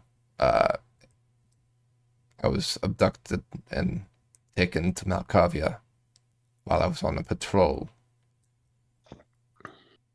Oh, whenever you get back and you start talking to Ranger and stuff, can you ask him if he knows how to activate some kind of swans? I'm having no luck with my strategy of stabbing myself with them. I I I can try. It seems like we have a way to communicate now. Perfect. Thank you, Cormac. Be safe, bud. We'll go back to Zippo. Will go back to talking to the swans again in his language. Actually, Zippo, maybe we ought to put a swan in this bag. Then if I know how to activate them, I won't be able to activate them. Well, I mean, that's true. We can keep it as a backup. Like if, say, we run into a bunch of vampires, we can toss them through it real fast. Yeah. That way they won't know where they're at.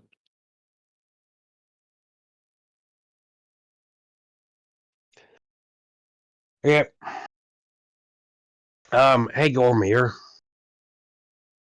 Yes. What's up with this barony to the west, kind of northwest of the waste?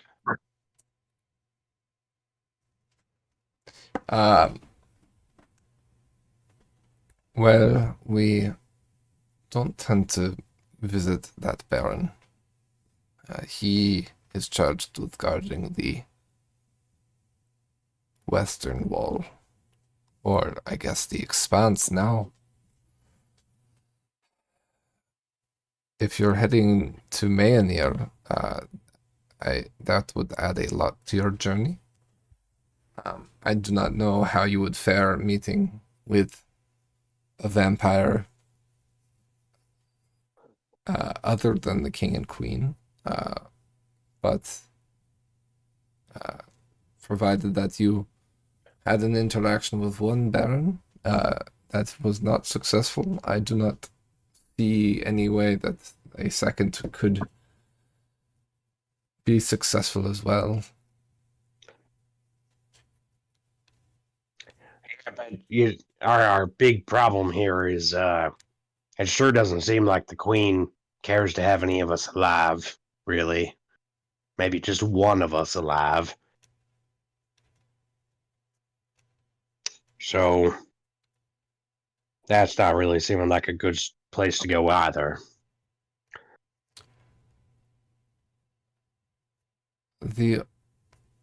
I do not know what could keep you safe, for I have never gone to Mayanir. I didn't even really know the name until recently. I knew the mountains were named Mayanir, but it seems like they also call their city Mayanir. So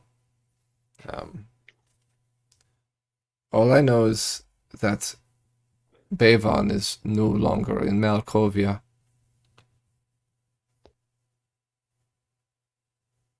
She has left. Oh, really?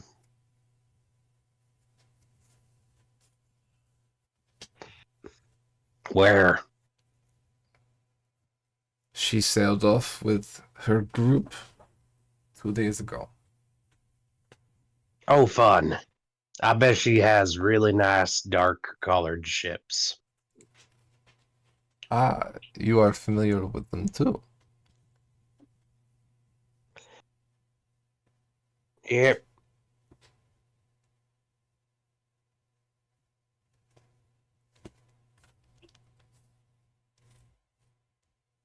Any idea why she's heading that way? I do not. Do you? Probably to go talk to the cleaning tower that we escaped and beat her up. Here's kind of Oh, my feeling. very proudly says that, by the way.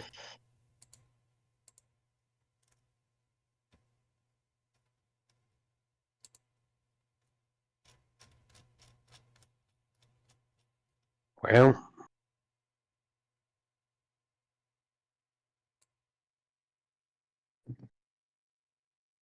hey, you got a knife to spare? I seem to recall you just carried a ton of them. Unfortunately, I do not have many of my own possessions anymore. As you can see by the inside of my bag, I travel very light. I gathered a few bits of food on my way out, but I traveled in a hurry. I do not know where my possessions are, but the barons took them when I was captured, and now all I have is, well, this, and it was on Ayer's body as she collapsed. When I was able to free myself, she also had keys. I left as soon as I could.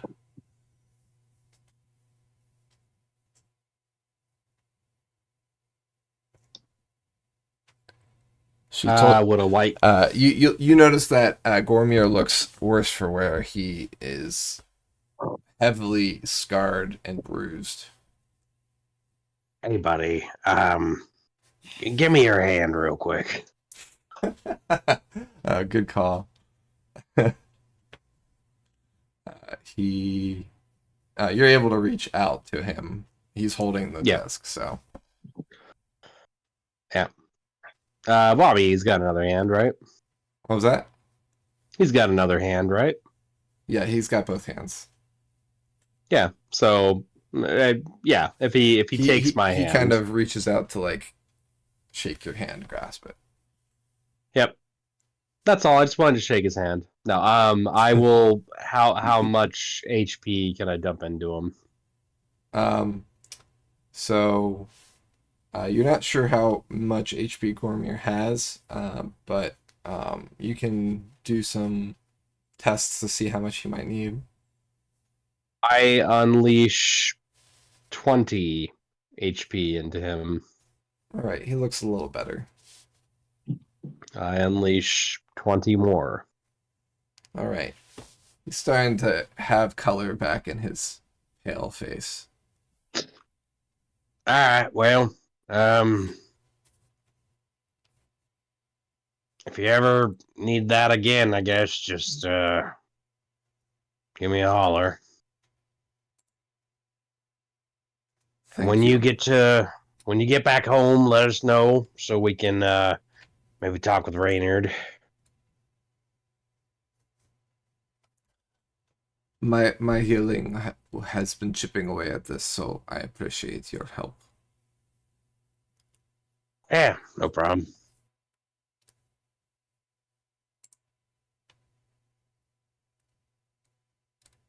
If you want to get real crazy with it, just let me know when you next fight something. I'll throw a spiritual weapon through there.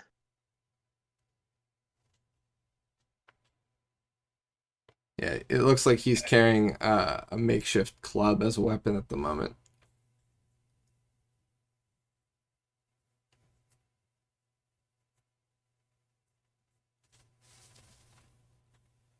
You know, I could also shoot spells through there. I think, right? Maybe Yeah. take my hand through and bang, lightning bolt. That sounds cool. Might have to be a disadvantage depending on, how much of your arm you put in there so you can see and whatnot, but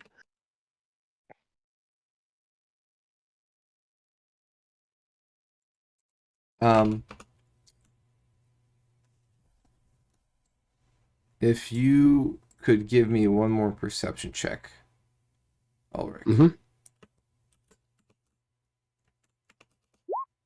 16 this time. All right. You notice along the there's an inscription along the inside of the ring.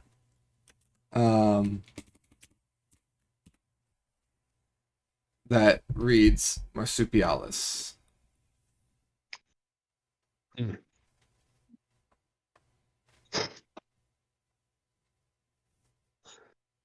I mean, Ulrich will say that out loud. Okay. Doesn't have any effect. It just seems to be an inscription. Okay. Hey, does your ring say anything, Gormir? He points to the same inscription that you're looking at and says, well, yes, it says Marsupialis.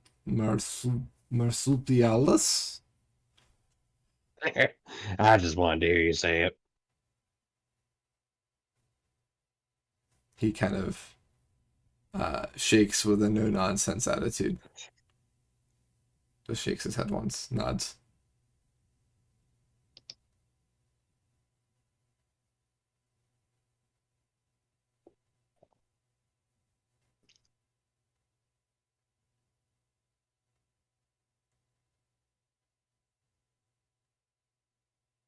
So tell me, what happened to you? How did you come to the Baroness?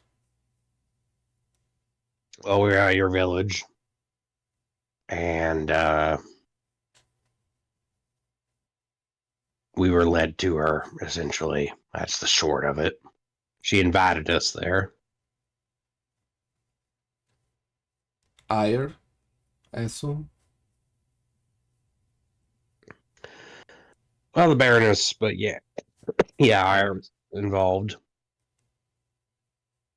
Did she Ire speak was, through? Did she speak through Ire?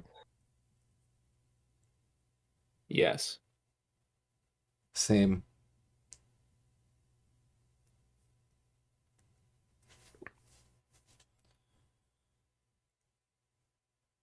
Same, like she spoke through you. No, she spoke through Ire at me as well. Okay. Hmm.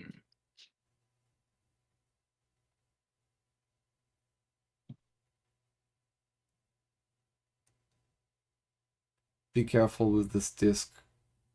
I was loath to take it, but it looked like something of value.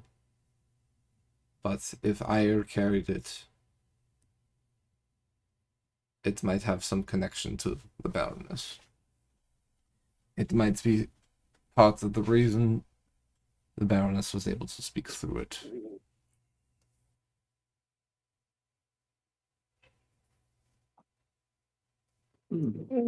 Maybe there's like a third or fourth disc, and she can hear everything we're saying. I Well, in hope. that case, I do not. I hope. I hope not. He shivers. I hope not as well. I mean, it would really be a shame if she figured out that we were heading to the eastern coast.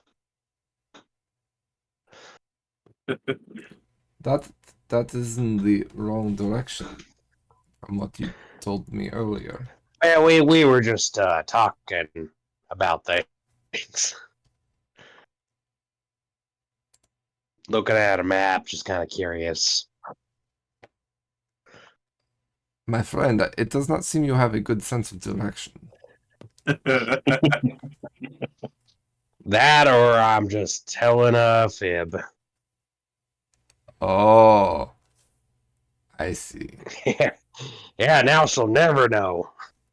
Yes, you are going west with extreme vigor on sea ships. Yes.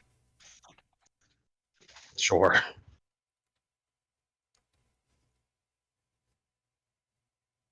I do not like this lying. Yeah, neither does Roger. Hmm.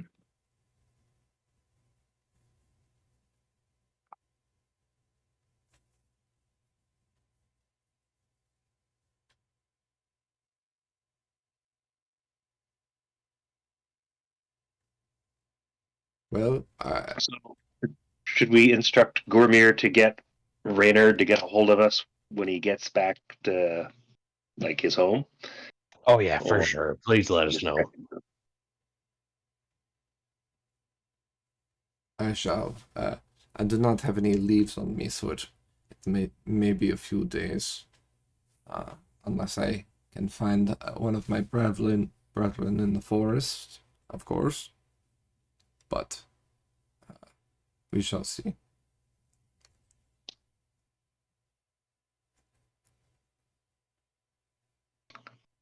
Well, good luck, Gormir. Have a few good berries for us. And you.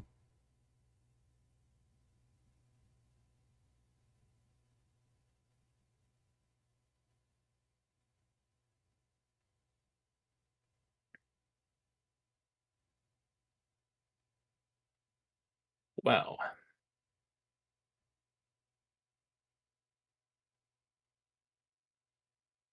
Well, that was certainly something. where to now then, I guess, is the real question. Gormir doesn't think there is anything for us at any of the other baronies. Well, we know the Baroness isn't in Malkavia now, so maybe we can go take over. I'm just kidding.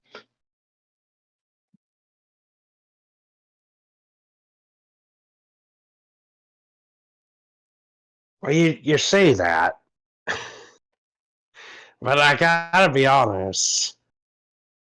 That's kind of an intriguing idea. We could make it our new base of operations.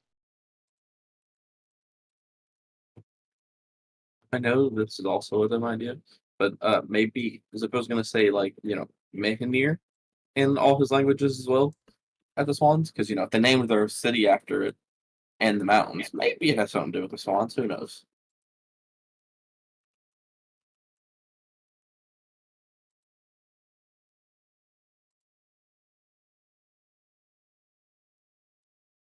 Now, is the city named after the mountain, or is the mountain named after the city?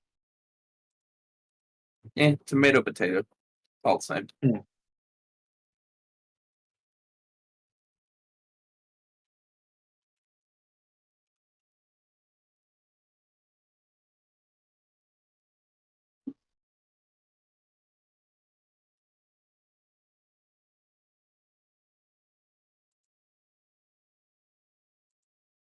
Well, if there's no point in going to the barony in the west, unless we're going to stop in at Seregen, which is like a month's travel away, are we going to alter course in a more southern direction?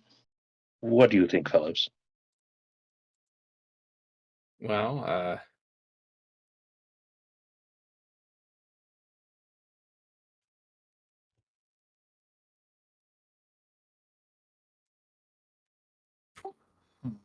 I mean, given our new information, I don't know if visiting that barony is maybe the best idea because it sounds fortified and dangerous. everywhere we could possibly want to go is fortified and dangerous. But that's particularly fortified. The rest of the baronies are just kind of there. Um, we could just, I don't know, just ride to the X, I guess. Zippo will be very happy. I already love this plan. It will fulfill our oath, and certainly if we're greeted with hostility by the king and queen, I don't think we can. I don't think anyone would blame us for moving from diplomacy to violence. All right. Well, if we're gonna go south, maybe we can get a boat. If that's what we're gonna do now.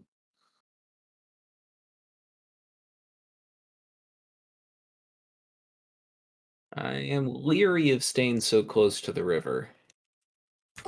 I do agree that rivers gather. Everybody goes to water, even vampires apparently. So maybe not ideal. We could. It would set my mind at ease to stay at least perhaps a few hours walk from the water itself.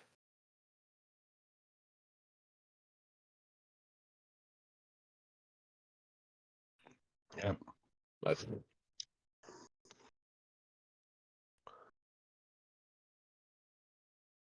I'm all for going to the air. I really want to see what was buried there.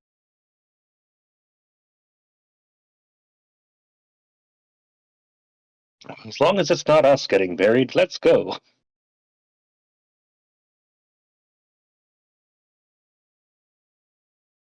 Yeah.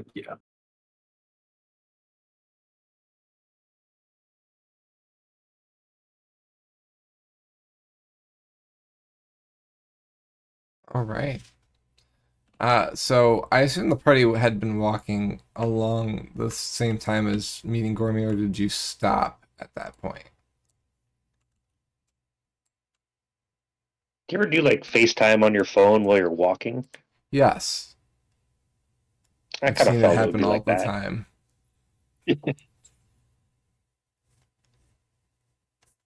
Ye old FaceTime. Ye old FaceTime. I feel like this is a Mel Brooks sketch. Brought to you by Marsupialis.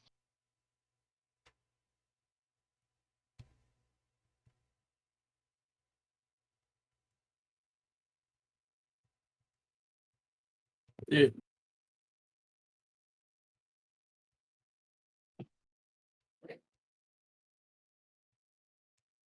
Shall we? Yeah. Hear me out. We go directly towards the south, right? We run into not one, not two, not three, not four, not five, but 6 Draco Liches. Tame all of them. New mounts, baby.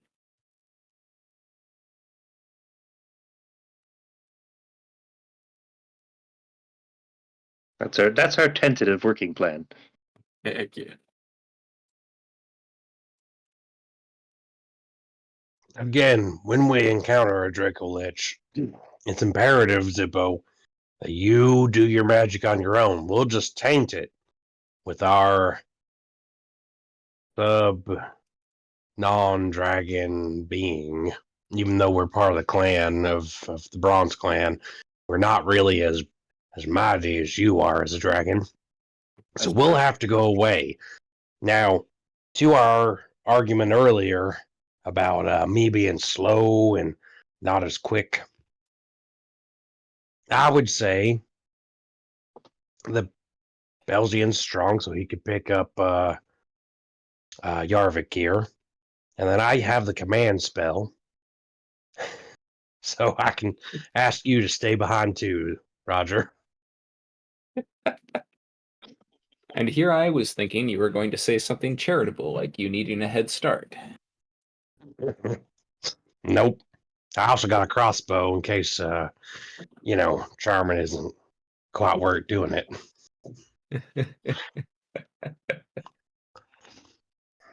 If Zippo is looking for a Draco Lich, he is as crazy as he was when I first met him.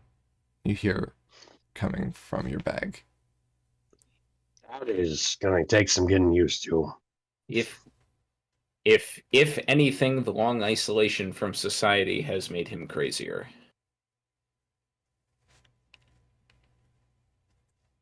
Only a little.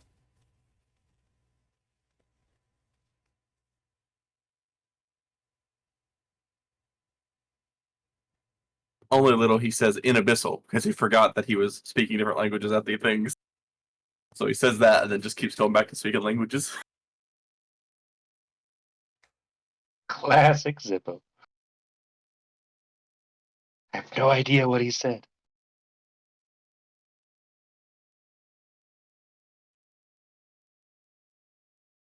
Just smile and nod.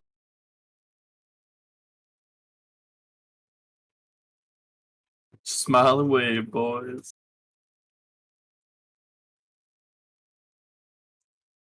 By the way, how did you open this thing? And is there a way to close it? Is the button still there? The button kind of went away when you pushed on it. Yeah. I have no idea how to close it. There was a button on it beforehand. Oh yes, I saw that button too. I did not want to push the button. Yeah. I figured I'd play it dangerous.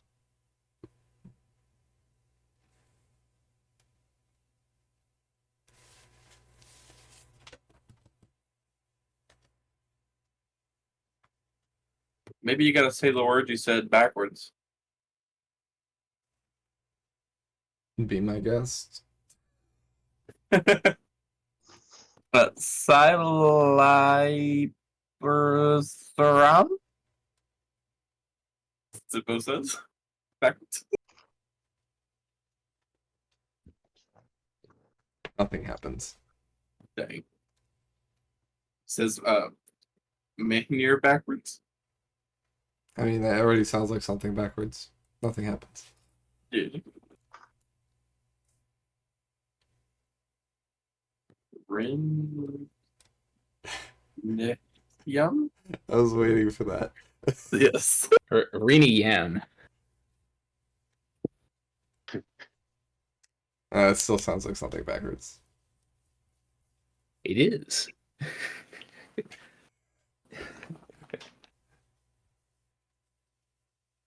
Do you try anything else, Shade, or are you just gonna leave it be? Ulrich sees no reason to just pursue this Okay. and just.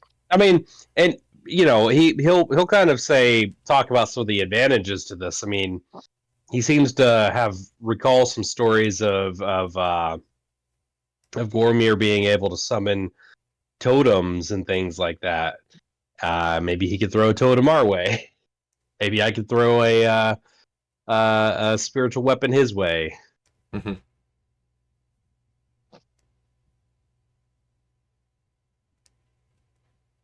Yeah, this seems like a very useful item to have in the right hands. Well, I can hold it in my left hand too, I think.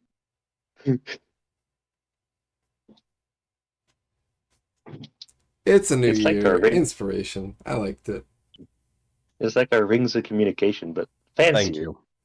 and with graphics.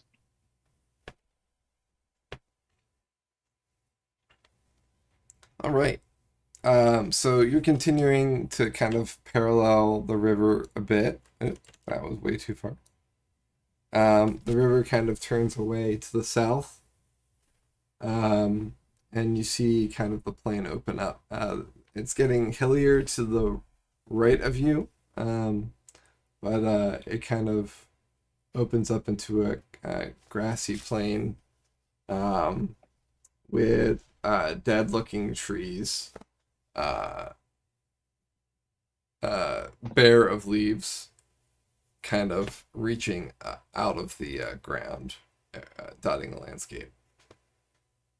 The grass itself is yellowed, and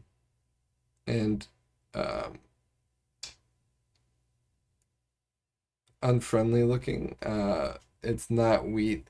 There seems to be, I don't know. It gives off like a hissing sound as the wind whips through it. I mean, you've heard wheat in the wind. It gives a similar sound, but this just seems a bit more maleficent. Maleficent or like malevolent? Malevolent, thank you. Sorry. No, it's all good. We've been walking through some elements of this grass for a bit. Hills plus good things. Possible Draco Lich area, boys. Heck yeah. We're getting closer.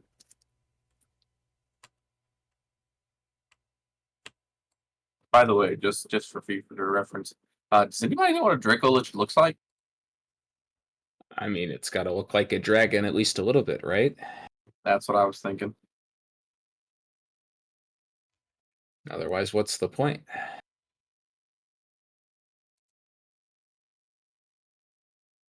That makes sense, yep.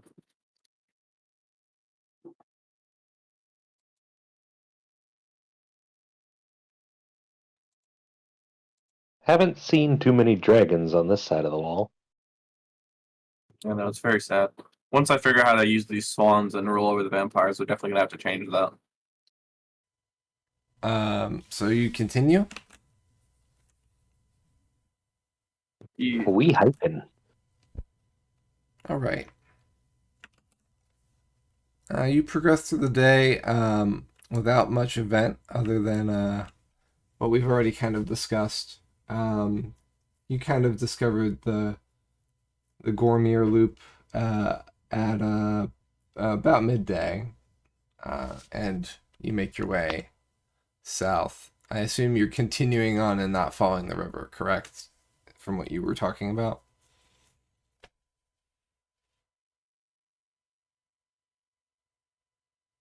Yeah, just a small distance away from the river. Okay. Because the river kind of curves away from you and then curves back. So I wasn't sure Yeah. if you were going to try and go to the other one or if you're going to continue along the river. I'd say we might as well just try and cut across. Yeah. Kind of like Worst what you case did scenario. at the village. Yeah. Worst case scenario, we end up slightly west, which is the direction we're heading anyway. Mm-hmm. Okay.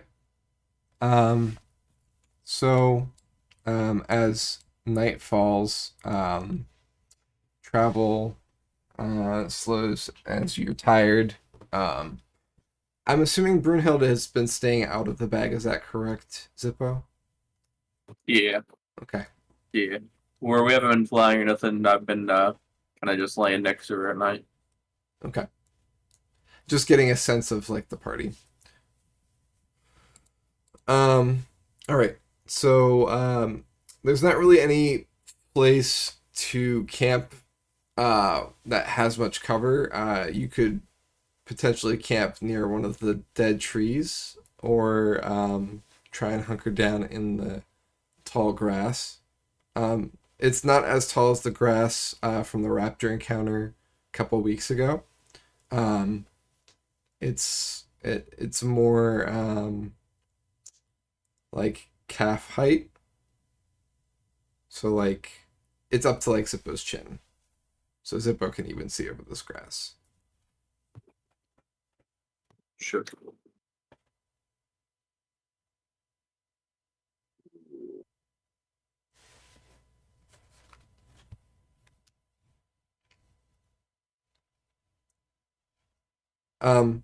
One thing I forgot to mention, by the way, Shade, that did not heal from your attempts, is that Gormier was missing an ear. Oh. Just thought of that now. All right.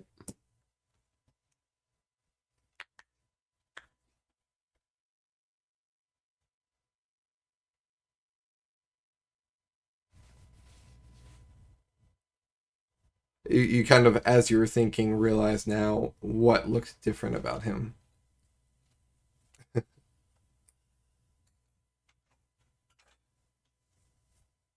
All right, so we're camping for the night, I assume, or are we going to continue marching?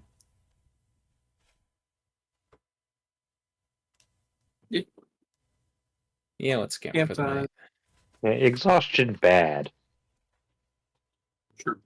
Figuring out what swans do good.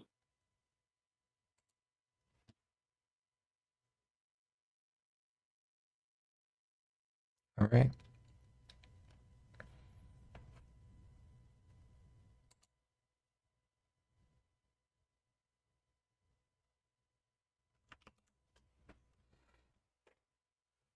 So, who's taking first watch?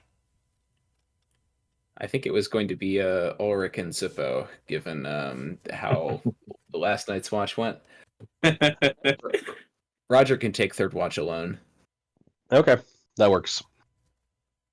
Okay.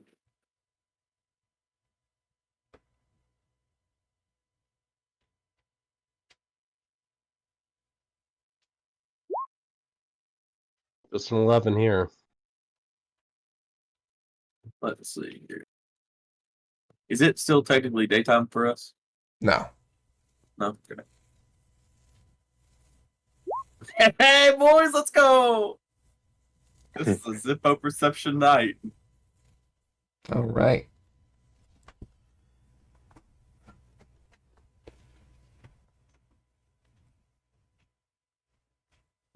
If we had one more night, we'd be shooting for 10. I tell you what. One of these days I'll get above a 10 on perception at nighttime.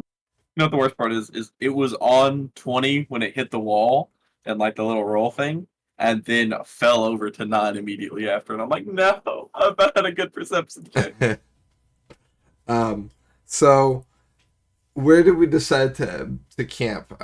In just in the grass by one of the dead trees. What? Just getting a sense of where you folks are. I think near a tree, Okay. at least. All right.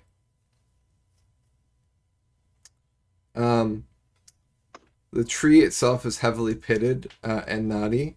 And knotty with a KN. It looks like it hasn't bared trees or fruit for some time. Its bark is white and bleached.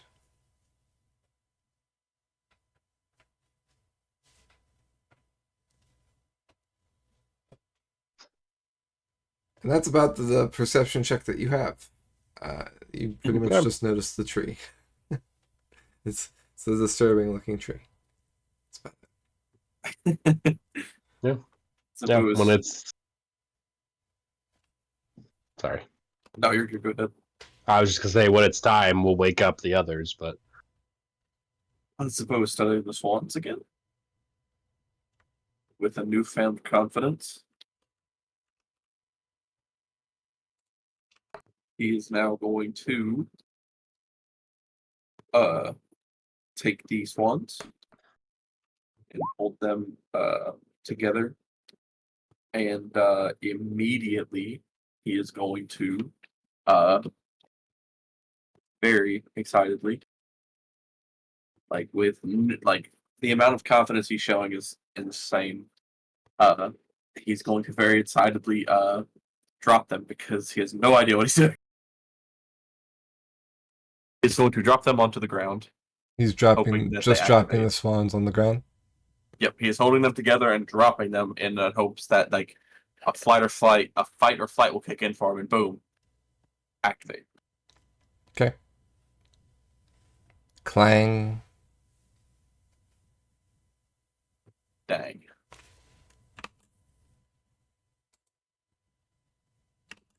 He is going to pick them back up. And let's see here. What's some words he hasn't said yet?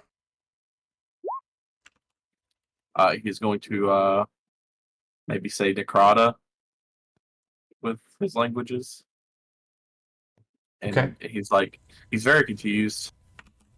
He's not very good at activating things, but he is very confident in that he wants to activate them because, in his mind, activate rule lands, awesome time.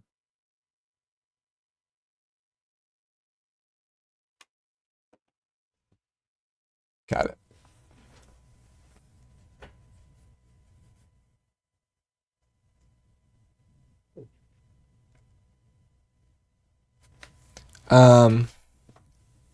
All right. So, while you're clanging the swans, Ulrich, are you doing anything? No, Ulrich is trying his best. Okay. Let's What do you roll think, that. Ulrich?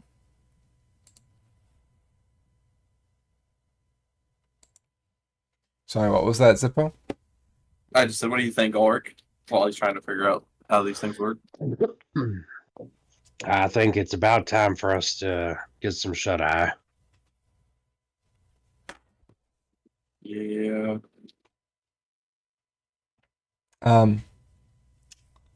As Ulrich is saying that, and you're kind of looking to him, Ulrich, you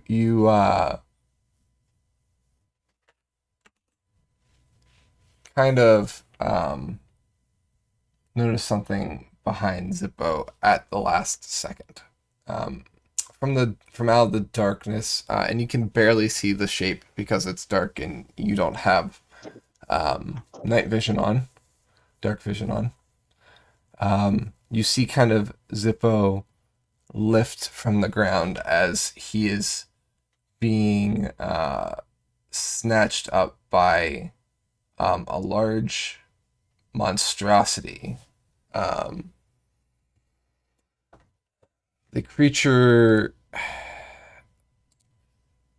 is kind of holding Zippo in one great hand. It's large and it towers over him.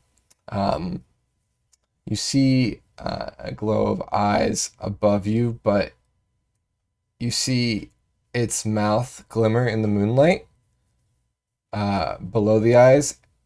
And as Zippo is attacked, you see that from its chest is at least 9 other mouths that all kind of growl in hunger as Zippo is grabbed and then hugged against it. Zippo, what is your AC? 14.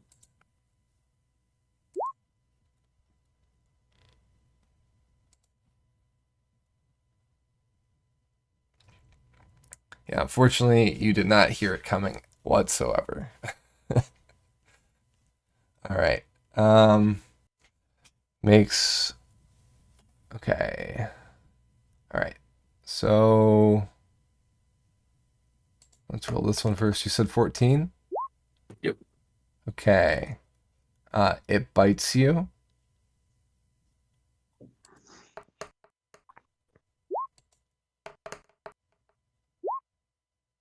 And when it claws you once as it picks you up and then bites you with its main mouth. You take 11 points of damage as it bites you, but you also feel that as it bites, some force within its mouth causes more damage to you, and you do another 13. It does another 13 from the bite. The claw, as it digs into your skin, deals another 10. So 11, 10, 11, and 13 altogether. So 24, 34 damage. Yowza. You were Type of grappled. damage was it? Say again? What type of damage was it? So it was physical damage for the 2. The claw was slashing, the bite was piercing, and then there was 13 points of force damage as well. Gotcha. So 10 for slashing, 11 for piercing, and 13 for force. Gotcha. Yeah, I was just checking because I'm resistant to lightning and thunder, so I just wanted to make sure. Yeah, absolutely. All right, that's its surprise round. So I need Zippo and Ulrich to make a roll for initiative.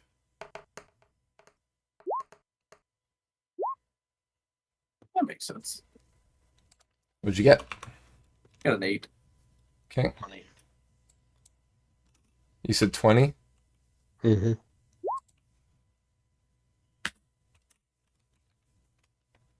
And right now, everybody else has 0. Because, Roger, you're asleep right now. You're taking a different watch? Or are you trancing? Technically, I don't sleep, but yeah.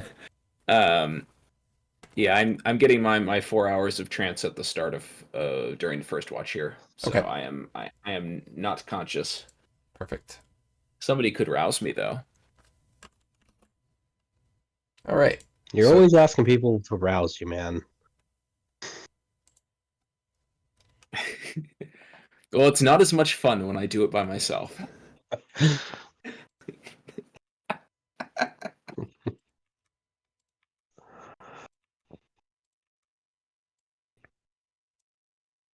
I'm just going to keep your axe out because I know you're going to summon it at some point.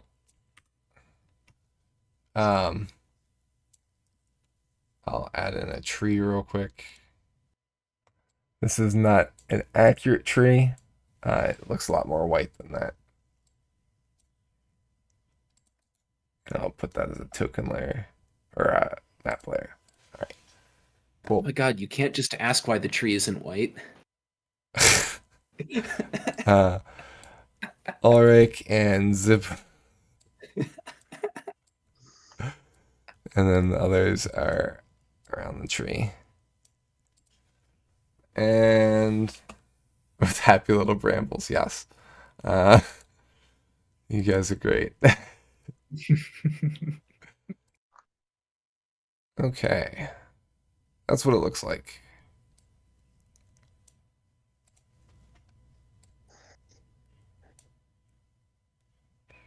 And since it's large, it's gonna look very different from that in a second. All right. Oh wait, large is that's huge, isn't it? Let's make it one more down. There we go. All right. So it's behind Zippo like that. I'm sure it looks very cool, but I'm still on the map.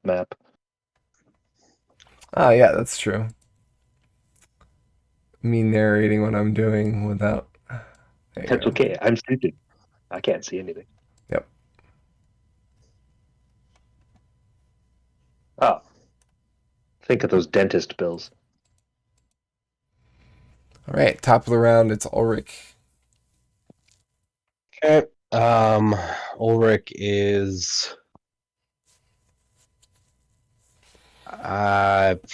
he'll use his bonus action to do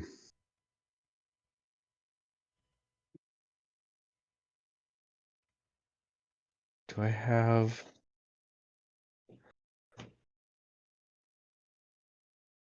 Sorry, I'm just checking something. He'll use his bonus action to do a Shield of Faith on Zippo. Okay. So it's concentration, but Zippo has a +2 AC.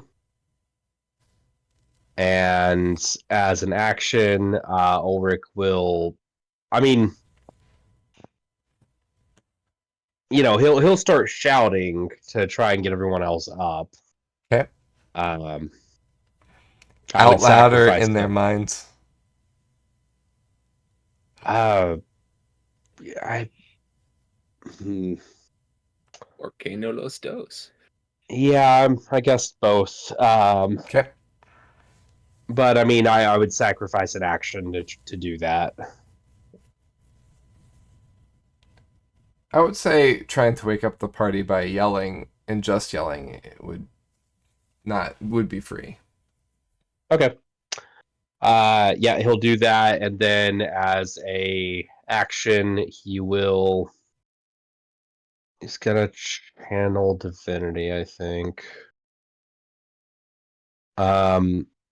He would like the he'll try and force this creature to make a wisdom saving throw against him. Okay.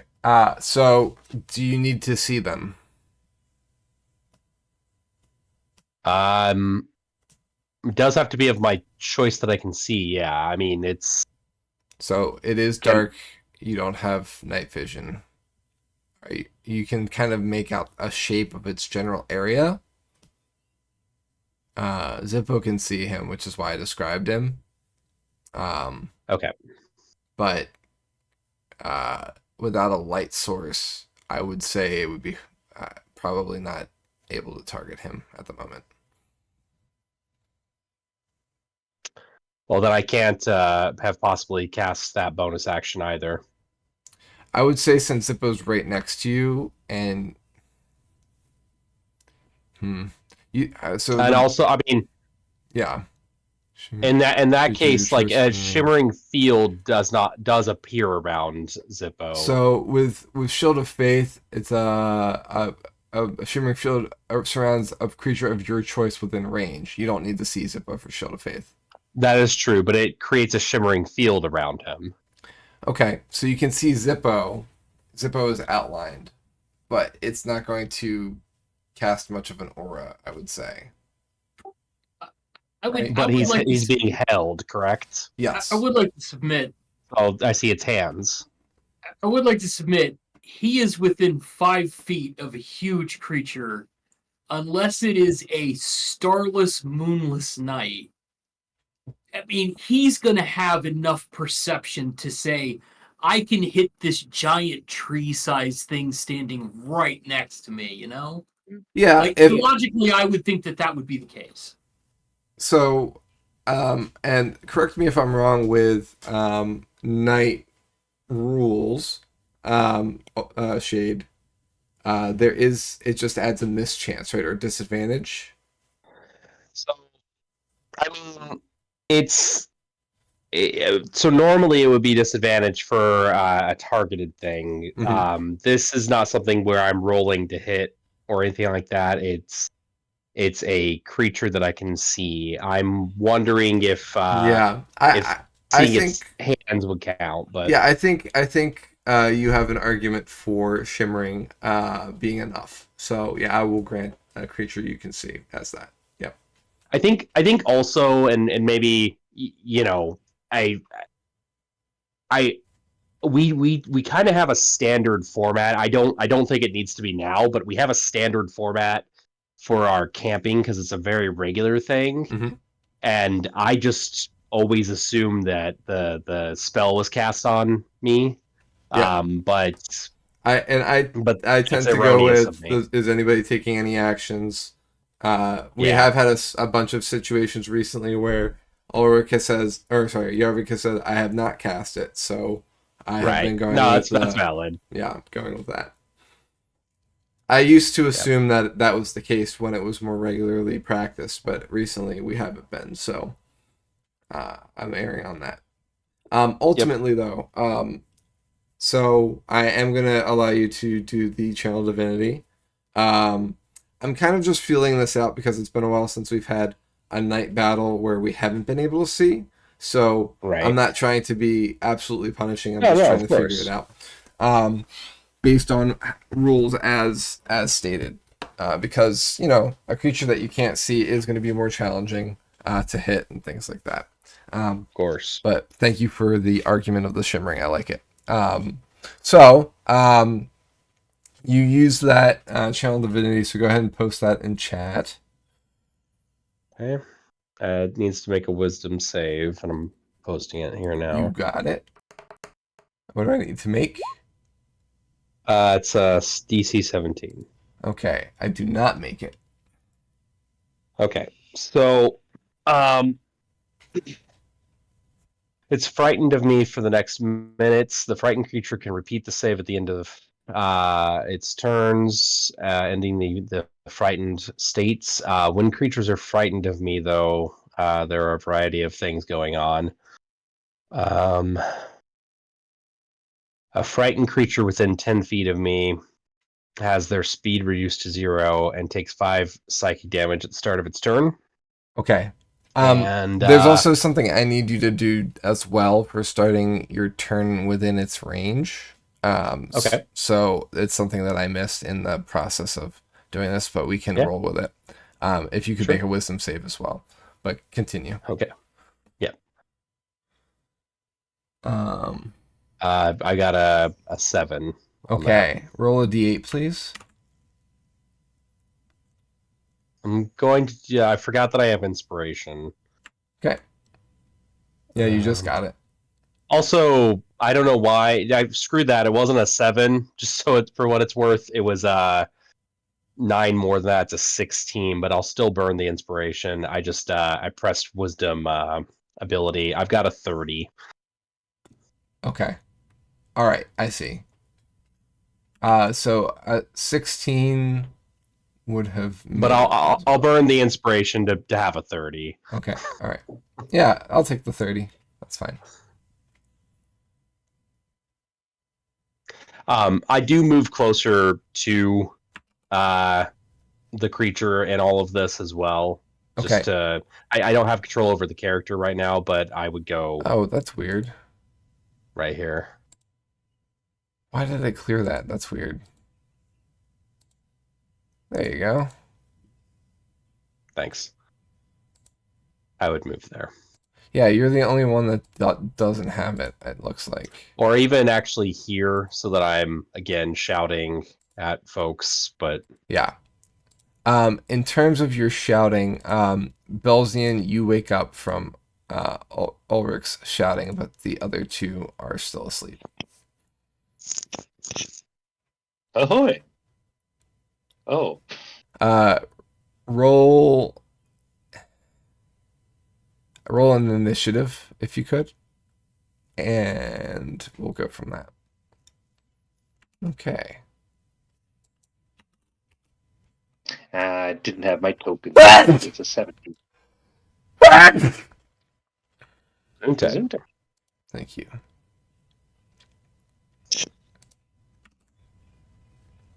Okay, so you had a 17 for your roll, which puts you as next. Oh, neat. So you wake up and immediately get to go. Wow. First of all, I make guess a I could wisdom use- saving throw. Yeah.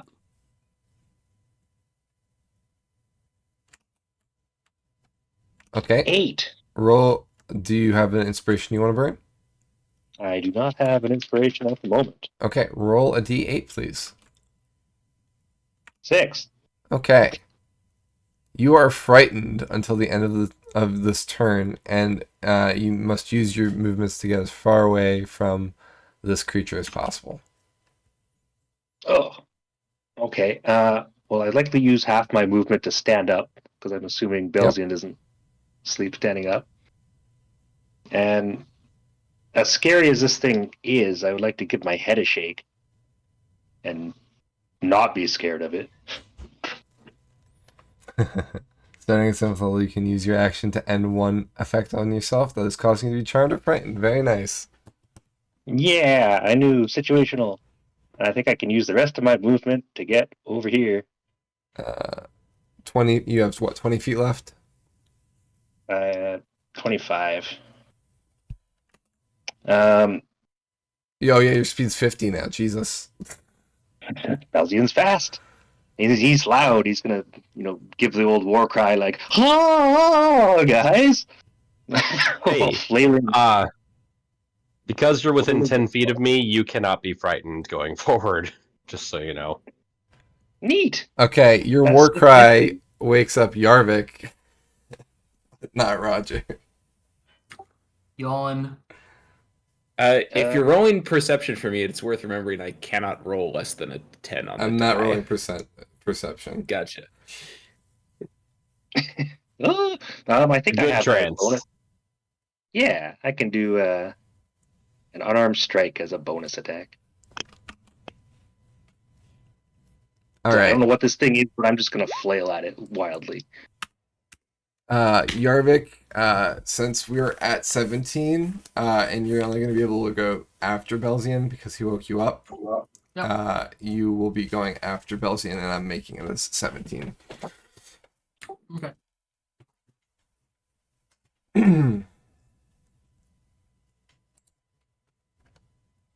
All right, But all unarmed that screaming- strike. 21 does hit, and you deal 10 damage. Neat. Okay. How Anything long else? were we asleep before this thing showed up?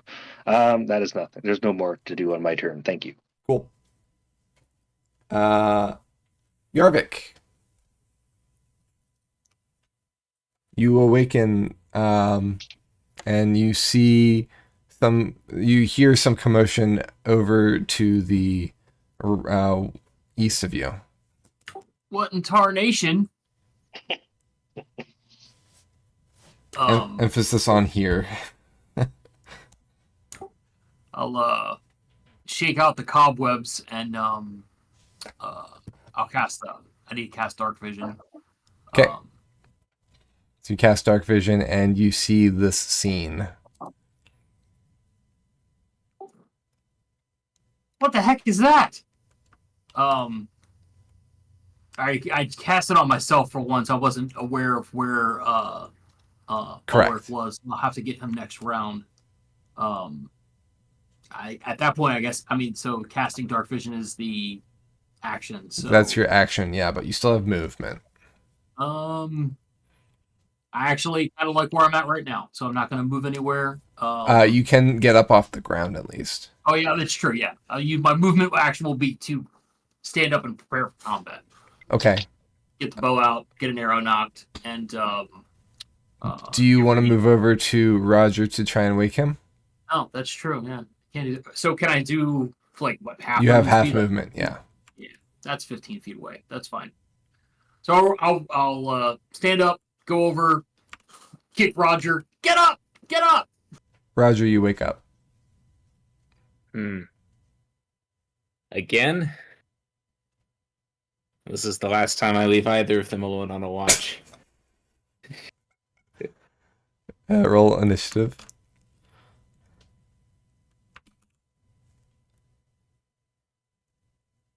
20. All right. You'll go after Yarvik. All right, Yarvik's done, so it's your turn. All right. I will yes, draw my longbow and shoot at it. It's been time for art. And I suppose I will also spend half of my movement standing up before I do that.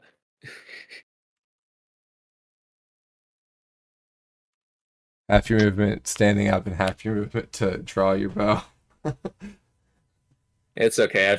I can bonus action dash. Oh yeah. Does a sure. 21 hit? 21 hits. Okay. Let's roll a big old pile of damage. On top of that, there's going to be 1d6 acid for a total of 28. Right. Yeah, it gets sneak attack. Because Adjacent it's allies. adjacent to allies, and you don't get the assassinate because it's already No, I moved. mean zero of the conditions for assassinate. We will bonus action dash, however.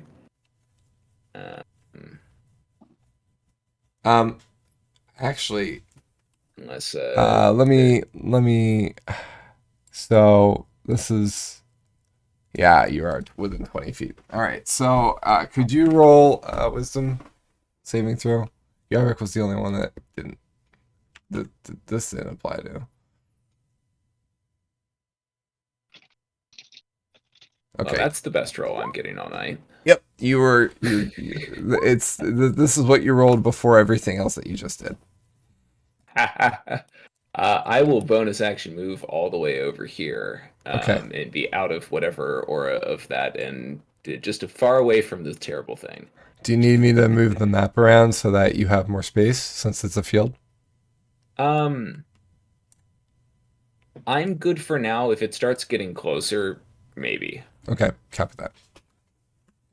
Otherwise, that'll be my turn. All right. Zippo.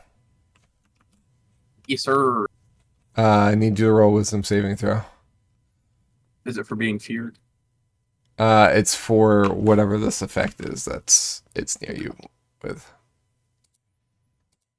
If he's within 10 feet of me, he can't be frightened. Yes, I know. Yep. Sorry, just I a got an, reminder. 11. Okay, 11. Roll a d8, please. Oh, it's got random effects. I like that. Okay, you are immune to the effect. Hey, let's go. Okay. We could try something. I need. Somebody double check yourself here. Yeah, I need it to make a wisdom saving throw, please. Okay, DC 17. I got a 10. All right, it is now a cat. Counterspell. That's a 4th level? Yep. All right. It uses a reaction to do counterspell. I'm going to need the roll. Yep. Um, I think it's 4 plus 10, I think. Yep. Let me double check. Let's see Yeah, here. DC equals 10 plus the question. Yep. Can I counterspell a spell that's counterspelling my spell I cast? No. Okay. I didn't think I could, but I wanted to ask just to be safe. I failed. Yes. All right. And since I cast a spell of first level or higher, how high am I up? Like, how high was it holding me up? Say again? How high is it holding me up, or was it holding me up before I polymorphed it to a cat? Yeah, it was holding you up. Yeah, how high up am I? It's large, so you were 5 feet up. 5 feet up. Okay, so I just kind of float back down with my free movement from casting a spell higher than first level. Watch out! Yeah, It is now a cat. awesome. All right, boys. And Tia I Merc, have- thanks for the follow. it- Welcome in. It is a cat for an hour, boys. What are we gonna do? I'm not about animal cruelty, but can we kill the cat and then Any damage take that goes to the cat will go to it after killing the cat form. Oh, so we still have to do the entire hit point pool, or Yeah, we'd whatever have to that do is. the entire hit point Yeah. pool. Its hit point pool is actually larger now. It's larger for how many hit points a cat has. Correct. Yeah. But it's not attacking us, which is the major benefit. Indeed. How far can we get away from a cat in an hour? Hear me out. All right. The cat comes back. The very next day. All right. Hold on. Double check. We thought he was a goner.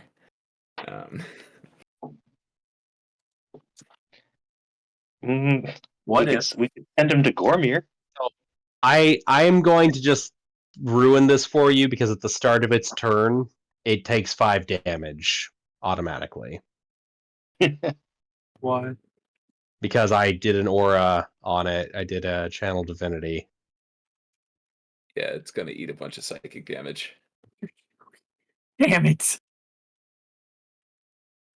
My one great plan that I had. You had to tell him. Hold on. I mean, in fairness, Yeah, no, it's totally fine. You should just turn Brunhild into a T-Rex. Should have. But it's such a great plan. All gone for naught.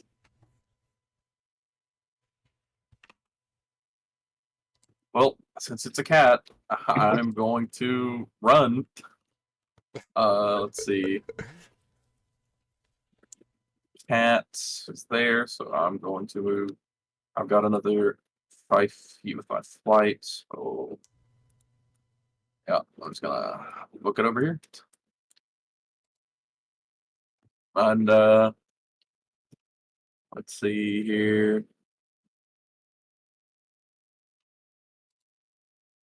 That is Zippo's turn.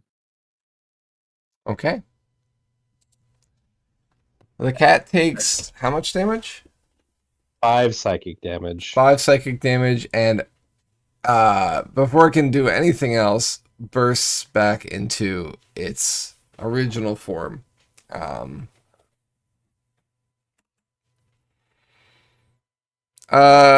So I don't think that that's an action on part of the creature, right?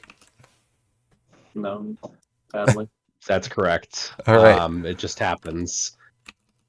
It is frightened. It is so frightened it'll of have you. disadvantage Yeah. of me, but while I'm in its line of sight, it has disadvantage on its attacks, and it cannot move away from me either.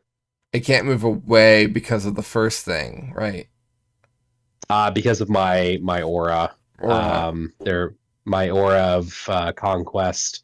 Right. Its speed is reduced to 0. So it wants to move away from you, but can't. Correct. All right. Can it attack you? Yes, but at disadvantage because it's frightened. And it can attack Bane as well. At disadvantage because it's frightened, yeah. Okay, perfect.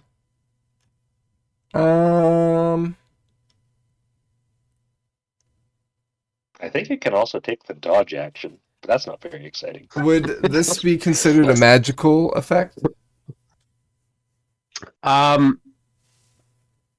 So that's an interesting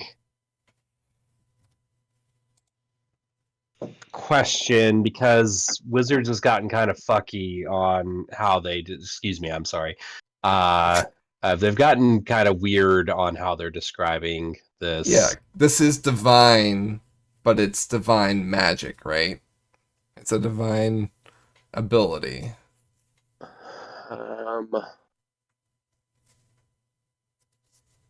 Yeah, I mean it's a Let's see how it's phrased. Um, it's a magical effect. yeah, but it's not. It doesn't have a level, correct? It's not like a spell. No, it's not Yeah. a spell. All right. That kind of answers that thing. Okay. Um. Okay. All right. I have an answer for that. I think right now he is going to attack you. Okay. Um. But it's worth noting that Sage Advice does say magic resistance does apply if this thing has magic resistance. So, for example, if it gets advantage on against magical things, I guess it'll have advantage None on of its your wisdom save. uh none of that applies as of yet. Right, but it'll get to do a Oh, wisdom save at the end of so its it turn does. here. So yeah, it does have magic resistance. So Yeah. advantage on saving throws against spells or other magical Yeah. effects. So that saving throw last time I should have rolled a second time on. Good to know. All right. So until then, because I get at the end of my turn, I get to do that again. Mhm. I'm Right. going to attack you at disadvantage. Okay. I get uh, one with my bites. So I'll roll that. My AC should be 16. I don't think I was holding my shield. No, I don't think you were either. Although you could have been. You were keeping guard. Eh.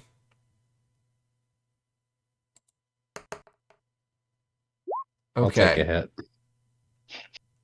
Let's see here. Did the first roll happen? It did. Okay. In fact, it rolled 3 times, so I'll only count the first 2. That's weird. So the bite hits, and of the 2 claw attacks, the first one does not, and the second one does not as well. So you just get bites.